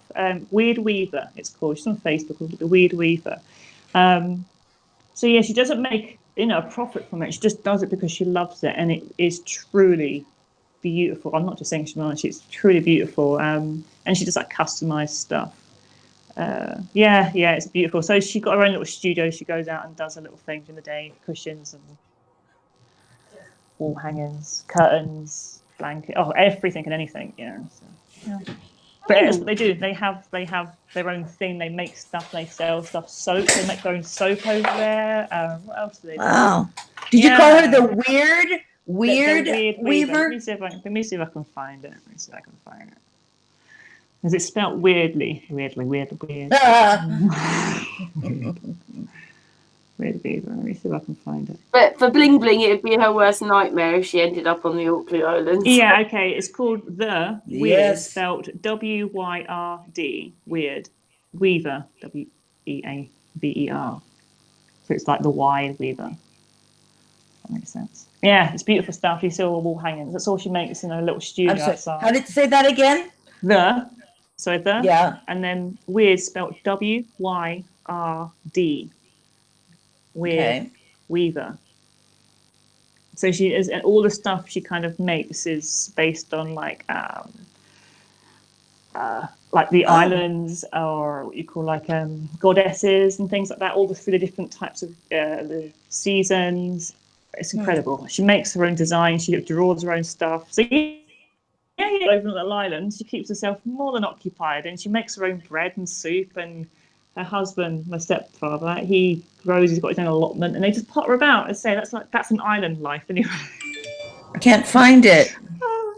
You're not. Let me see if I can send a link to. Oh, I found it. Never mind. I found it. Good. Oh, wow. Beautiful stuff. So what she does is she's got her own sheep, right? And these sheep are like Icelandic and no, they're really, really, really old breed of sheep, like one of the original breeds of sheep. God, I don't know the technical side of it. She has them. She then shears them, and then she spins. She then spins. I don't know what the hell they do. They spin it or something or the other, and then she dyes it, and then she'll. I don't know what she does, but she does her own. All that fabric that you see there, that is from her sheep, or she'll kind of get it in a specific sauce and stuff like. Yeah, it's incredible, absolutely incredible. I see that she's got like a map. So those are the maps of the islands. Oh, they're on the little islands. She should do a flat Earth one on a cushion. I know. Is she a flat earther? No, she just has her own kind of way. She doesn't deny it, but she just kind of. I think she's got into a part in her life now that she's not bothered. She's just kind of she embraces this goddess kind of way of life and living in harmony with the ecosystem. She doesn't kind of go either way. She wouldn't deny it, but she wouldn't kind of say either way now. I think. Her stuff is really beautiful. It's some beautiful stuff, isn't it? Yeah. Yeah, I'm impressed. Gorgeous. But that's what she does over there. So they do keep them occupied. And then there's other people that make soap. You have to have hobbies. Yes, they have to have a hobby. You have to have something to do. Insane. Otherwise, you would go insane. Exactly. But that's what they do. They find something to focus on instead of sitting and twiddling your thumb. God, yeah, you imagine I'd go insane. Yeah, I guess they have television though. Yeah. I mean, the power cut. They had loads of power cuts, right enough. Like the power has gone off for like days for sometimes in the winter. But, No, I don't watch television, but most people watch TV. You know, I don't. So hate television. Does everyone you paint watch? your nails, don't you, Bling Bling? You paint I do flowers. nails. Yeah. Well, I had done. You saw the set that I had just did on. When was it? Sunday night. And that was just a temporary set that I did. So they're all off and I'm redoing them now permanent. Because they're too long like that. I just did them because I had a doctor's appointment. It's the thing when you have your own equipment and everything, and it's like I can just redo my nails whenever I want to. Nice. Oh yeah, your mum's thing is huge, isn't it? Sarah, your mum's thing, the Louvre is huge, really, isn't it? Isn't it? It's huge. It's huge. That's a big one for you on it, isn't it? Yeah. It's very cool. And she sells her stuff, obviously. Yep. Does she make a decent living at that? No, that's what I'm saying. She doesn't. Yeah. If she was to make money, as in like give us, it would cost an extortionate amount, and then nobody would buy it that she wants to sell it to. The people that would really gain, that actually that want her stuff. They would never be able to buy it. It would be hundreds of pounds to do it because of the amount of time. I mean, like I don't know if you were on that just now. There's like little pictures. There's like there's one with an owl face. It's a half an owl face and like a woman's. So these are her own designs. So she finds all the time she puts into it and the resourcing she has to do. She just would never make a. She's really into this, like Mother Earth kind of stuff. Yes. This is kind of, it's to do with like Glastonbury. She went down there and did a course on, but she just does her own thing now. Yeah, she's like very like into her seasons, into becoming like one with nature, but very much living as close as she can to the the ecosystem. Yeah, see your stepdad in the pictures. Yeah. So he busies himself. He does the allotments and whatnot. And tickets of time. Yeah. Rustic as well. Very rustic. Mm-hmm. Oh, I like that one. There's like, it's sort of like an angel or a bird person. It's got flowers on it. I really like that. It's on a dress or on a dress. Yeah, it's on a dress and it's on other things. Like it's like half of that. Looking at the northern angel. You know that thing that's up on the, that big thing that they've got up in the north. Looks a bit like that. Half a white angel, half of it's bright. I like that. Can't explain it, everybody. Sorry. No idea. Yeah, you have to go. You have to go on Facebook and look. Does she have a website? No, it's just her page on here. So she does. She just does it through the people that she knows of. But she can order. I mean, like through that, like. I'm sure she'd all appreciate you going giving her a like on her page. I did that. I liked it already. She'd get bombarded with all these likes. She'd go, "Oh, I saw this." She wakes up in the morning. Yeah, that loom is crazy big. Massive, isn't it? Yeah. Takes up like half of the room. I know. And all this arty family you come from, then, don't you? Creative family, very, very creative family. Yeah. Well, when you think about it, I mean, she's shearing the sheep, combing their wool, washing it, bleaching it, coloring it, dyeing it. Like they spin it. I don't know what she did. That's crazy. It's because it's like what they used to do once upon a time before like technology, when there's like the mass process. She just wanted to go back to like the organic process of being made. I'd love to have something if you can see that massive loom, if you look in that same picture, you can kind of see like a spinning wheel. Yeah. So that's what she would have used at one point. She sits and spins it with her foot. It's mental, crazy. So sitting there for that long. You make the wool like to go on a ball that way. I don't know where I was. Sometime I saw a whole demonstration of this. Yeah. They didn't shear a sheep though, but they had a big basket of the wool that they had sheared off of the sheep, and then they showed the whole process, and it was quite amazing. Your mum's doing from the beginning to the end part, isn't she? Yeah, and I said to her, Yeah. like, one She's day, doing the whole thing, you know. She's Mhm. actually. I mean, I know the sheep made the wool, but she's making the wool because it's just fur, what do we call it, hair, and she's knotting it, sheep hair, Mhm. whatever you call that, sheep coat, and she's putting it into a yarn. And Wool. so I'm trying. Wool, yeah. I'm trying to Wool. think of the name of the sheep that she's got. They're not Icelandic. They're something else. They're a really, really old breed. Very, very, very old breed. It's like they Oh. almost look like goats. And I can't remember the name. So And they probably have a nice thick coat. You know, that's probably why she uses them. It's So how something. come you didn't move over to the Orkneys then, I Sarah? did. I was over there. I lived over there for a year and a half or something like that. Something like that. Year and a half. Well, Oh, so kids? you've lived there. You've lived Mhm. there. Yeah, I lived on the mainland. Yeah. Even with your kids Oh. and that? I had Kieran. I had Kieran at the time. Yeah. And what made you Wow. leave? I met Neil. I met my husband, and then I moved over to here, over to Caithness. You're still a long way north to me. Oh, it's very long. It is. I know. It's 1,000 miles from you.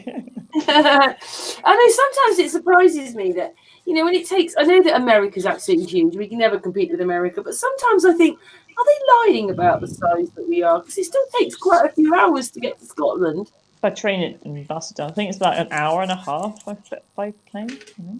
Something like that. You think they're lying about the size of the UK? Scotland's quite big. Yeah. Uh-uh. No. Well, they are lying about everything, aren't they? They are in Caroline's. Yeah, they are lying about everything. And I've been to Scotland. I thought it was beautiful. Where did you I go? went. Is it John O'Groats at the top? That is where I live. Yes, that is where I live. Wow. Did you like And it? yeah, went to Edinburgh, and that oh, I was love lovely. Edinburgh. I've been there twice. It's lovely. Yeah, and then we went up to John O'Groats, and it was like late afternoon, and then we headed down, but it was like this mountain track, and we got stuck behind this bus, and it took forever to get anywhere. So we just stopped at the big next biggest town, and then it snowed. So if we'd have stayed up there, we would have got snowed in for weeks. So. What did you think of John O'Groats? Did you like it though? It's quite nice. Bling, we can I know. What are you doing? Filing on mute. Stop it.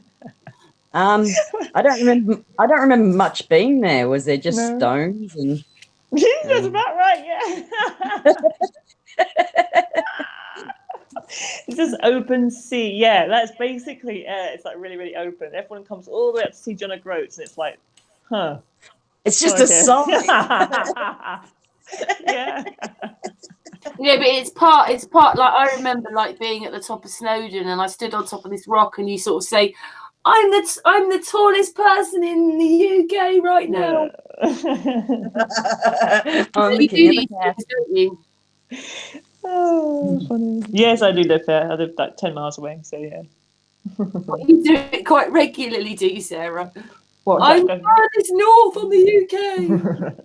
You just don't really think about it, but yeah, it's quite funny. Yeah, it's good. And I went to Wales, and is it Cumberland, where they make the Cumberland pencils and sausages, Cumberland sausages, yeah. Yeah, they in World War II, I think it was, they hid maps inside pencils so that if the soldiers ever got lost, they could find a map of, like an escape route to where they'd find someone who'd help pick them up.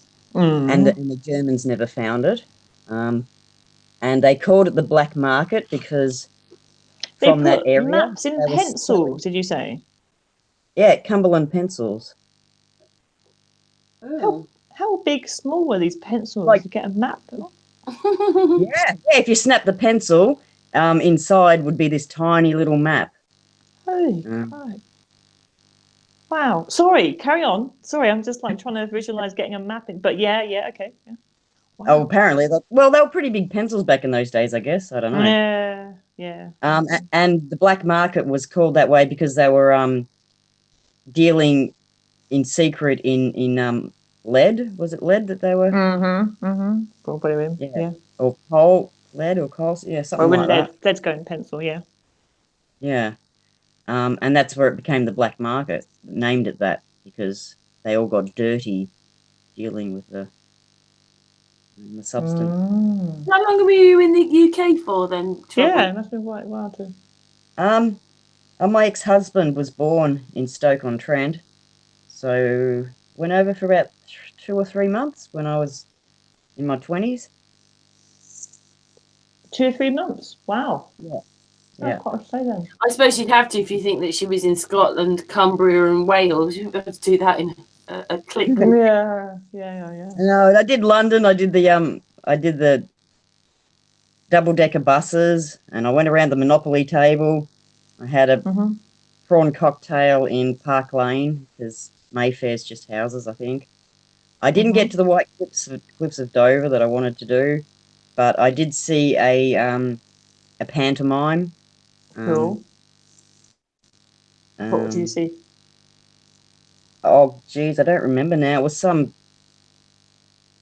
like Jack and the Beanstalk or some fairy godmother. And no, she won't. Yes, she will. No, she won't. She's behind you. She's behind you. Turn around. All that kind of stuff. Pretty good. I went to a football game, like a soccer game, where the two sides aren't allowed to mix. You got to let one half in first and the other half in. But once they're in there, then everybody's singing and having a great time. And that was pretty cool to be, Delilah. We were singing, why, Delilah. That was brilliant. Oh, cool. What else did you see then? Well, we went to Cyprus, and that's where I saw more snow in Cyprus than I did in England. Yeah. Wow. We get more rain here. What time of year did you come? Oh, Christmas. So winter, it was freezing. I had so many layers of clothes on, I kid you not. I'd have like... Did you? How many? I'd have 3? stockings underneath, and then I'd have my pants, and then I'd have leg warmers on, and then I'd have like a Spencer and a singlet and a T-shirt and a flannelette shirt and a jumper and a coat and hat and gloves. And you'd go out, like you go to the shopping centre, and as you're walking in, you'd be taking your hat off and carrying gloves and scarf So funny. and coat. And then you get to the door and you're like laying it all back on again, and you're like puffed out like a... So funny. Yeah, that's it. That is it. Yeah. I've never been so cold in my life. I was freezing. Steve's mum wouldn't put on the air. Most Australians really like England, but they just don't like the weather. Yeah, you're not used to it. But you can't avoid the rain because it doesn't fall always. And the traffic in London and Edinburgh was... That's crap. That's mental. No traffic up here, though. No traffic here, though. In John O'Groats, no traffic here. No, there was nothing up there. Nothing. It's like complete... I did see the black sheep, white sheep with a black face. Is that what it is? Oh, yeah. That was yeah. Yeah. Usually, you have black sheep with a black face, black wool, black face. White wool, white face. You guys have got half-breds, like. Oh, yeah, half-breed and everything up here. Oh, yeah.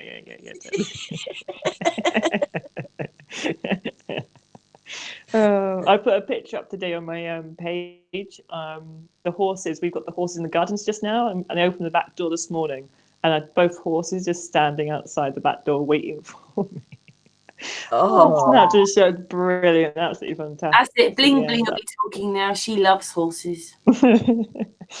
Yeah, it's fantastic. And we had a little Shetland pony. She came in the house last spring. We was all sitting in the lounge watching TV, I think, or the hell we was watching. Heard some noise in the hallway, and I was like, "What is that?" Because all the kids were there with me, and it didn't sound like the wind. It was just like a clonking noise. I'm like, "What is that noise?" And so Jessica opens the door. Yeah, it was a clonking noise. What is that? And Plop. Jessica just started burst. I've never heard a laugh like it since or before that. And there was the the Shetland pony in the house, in the corridor of the house. How do they get in? Through the dog door?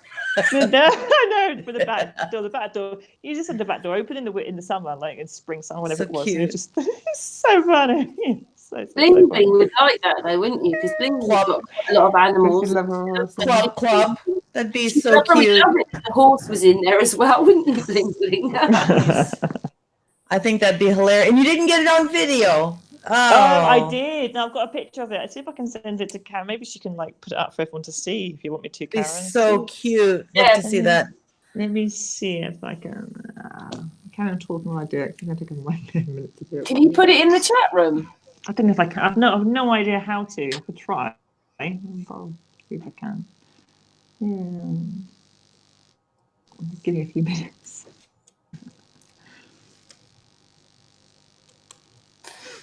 Yeah, anyway, I'd say Bling Bling would love it if our horse came in. Bling Bling's got a horse, haven't you, Bling Bling? You'd love it if Yeah, the horse didn't sit I don't in know if it. I'd like her to come in my house, but you know, especially if they Let me see. panicked. Mm. Your bird's If I- being very quiet today, Bling Bling. Oh no, I'm not in the sunroom. I'm in my den, so where I do my nails.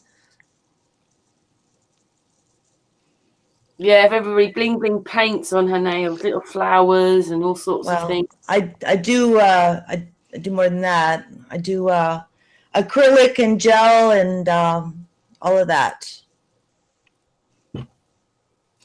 Yeah, so all your nails are different, aren't they? Yeah. Oh, there it is. Yeah, Very I got to Very sharp But- looking your nails though, Bling Bling. You're got fine. very- you got got tired of going to these places that you know, you'd end up getting you know, a fungus in your nail. They weren't sanitizing their implements, and it's just terrible. So I mean, I had, you know, when I graduated high school, I graduated with my cosmetology license because I had taken the 3-year course. So I learned how to do nails back then. That was a long time ago. So I just decided to get back into it. I just watched a million YouTube videos and started slowly buying products. Now I have absolutely everything you could ever possibly need to do nails. I have a beautiful manicure table and million, well, I don't want to say a million. I have a lot of gel polishes and stamping tools and airbrushing and everything you could possibly dream of to do nails. I own. So it's like my little hobby. I do a few people. So it's just fun. So if you ever come to visit, Karen, I'll do your nails. I'll come back with 10 different nails. Maybe. Maybe. Can I just say, ladies, we've been going now for 3 hours. It's usually quite a good time to end the hangout. And I know that Sarah probably wants to go to bed. I think she was ready for bed when she came on the hangout, weren't you, Sarah? No, I'm fine. There you go. I've just sent it to you. Oh, brilliant. Okay, then. Yeah, I want to see the Shetland pony in the house. Oh, Sarah's put it in the back chat. I don't know how to do it in the actual chat. Maybe you can put it. Maybe you can Back. post it in the chat for everyone to see if you want. I don't know how to do that. I don't know. I'll see what I can do before we go. Yep. Here we go. I got to go to the shops. My daughter's giving me a lift, so I'm happy to get going. The shops. Well, Yeah, the shop. it's nice that you've joined us as well, Trouble. Yeah, I'm just not getting out of bed early enough. Sorry. Oh, I don't know if I can do it. It's in our back chat. I don't know if I can just copy it and put it in the chat. I can't. But it's in our back chat, girls. You can all see it on the back chat. I'm in the back chat. I don't see it. No, the hangout one. That's where I am. It's That's there. where I am. It's a little black pony. In the As chat. you see, How do I put it it? says Roxanne left. She says, Roxanne, I'm going to have to go. Been fab, ladies, at 7:20. That's the last thing. Yeah, no, since then, Lesia's added and Weird. Trouble said, I've got to go for a shower, but I'm taking my iPad with me. I was listening to you. Karen, how do I put it in the chat? I don't know. If you just got, if you have I'm just in the URL Hangout link. app. I'm just See, in the I Hangout app. I just posted, and I don't see the photo. It's not there. Oh yeah, you're doing a different chat. I'm talking about the I'm in the Hangout one. chat. Yeah. Bling Bling, I'll copy it to you. I'll copy it to you. Okay. Don't know how to All put right. it in the actual chat because you'd need a link number, you know, like a URL. Yeah. Ah, So, yeah. Anyway, I'll let Astro King's just come in. Anyway, thank you everybody Cute. that's been listening in Thank the chat. you. Seeing that there are people that have been there nearly the whole evening. It's been really great chatting with you ladies. We've covered many different subjects, from yeah. flat earth round to your mum in the Shetland Islands, nails, And the Shetland pony in the house. yeah, the Shetland pony in the house. As ever, thank you so much to Roxanne, to Lesia, to Trouble, to Sarah, to Bling Bling, and Patricia, and the chat room. Thank you so much. We're back on Saturday with Wide Awake. He's going to be showing us footage that's not been seen before. Anyway, thank you, ladies. Mwah. And to the chat Thank room. you very much, Thanks for Karen. inviting me. Thank you. Back on Catch you guys later. Saturday. Bye, everybody. Yeah. See you. Bye.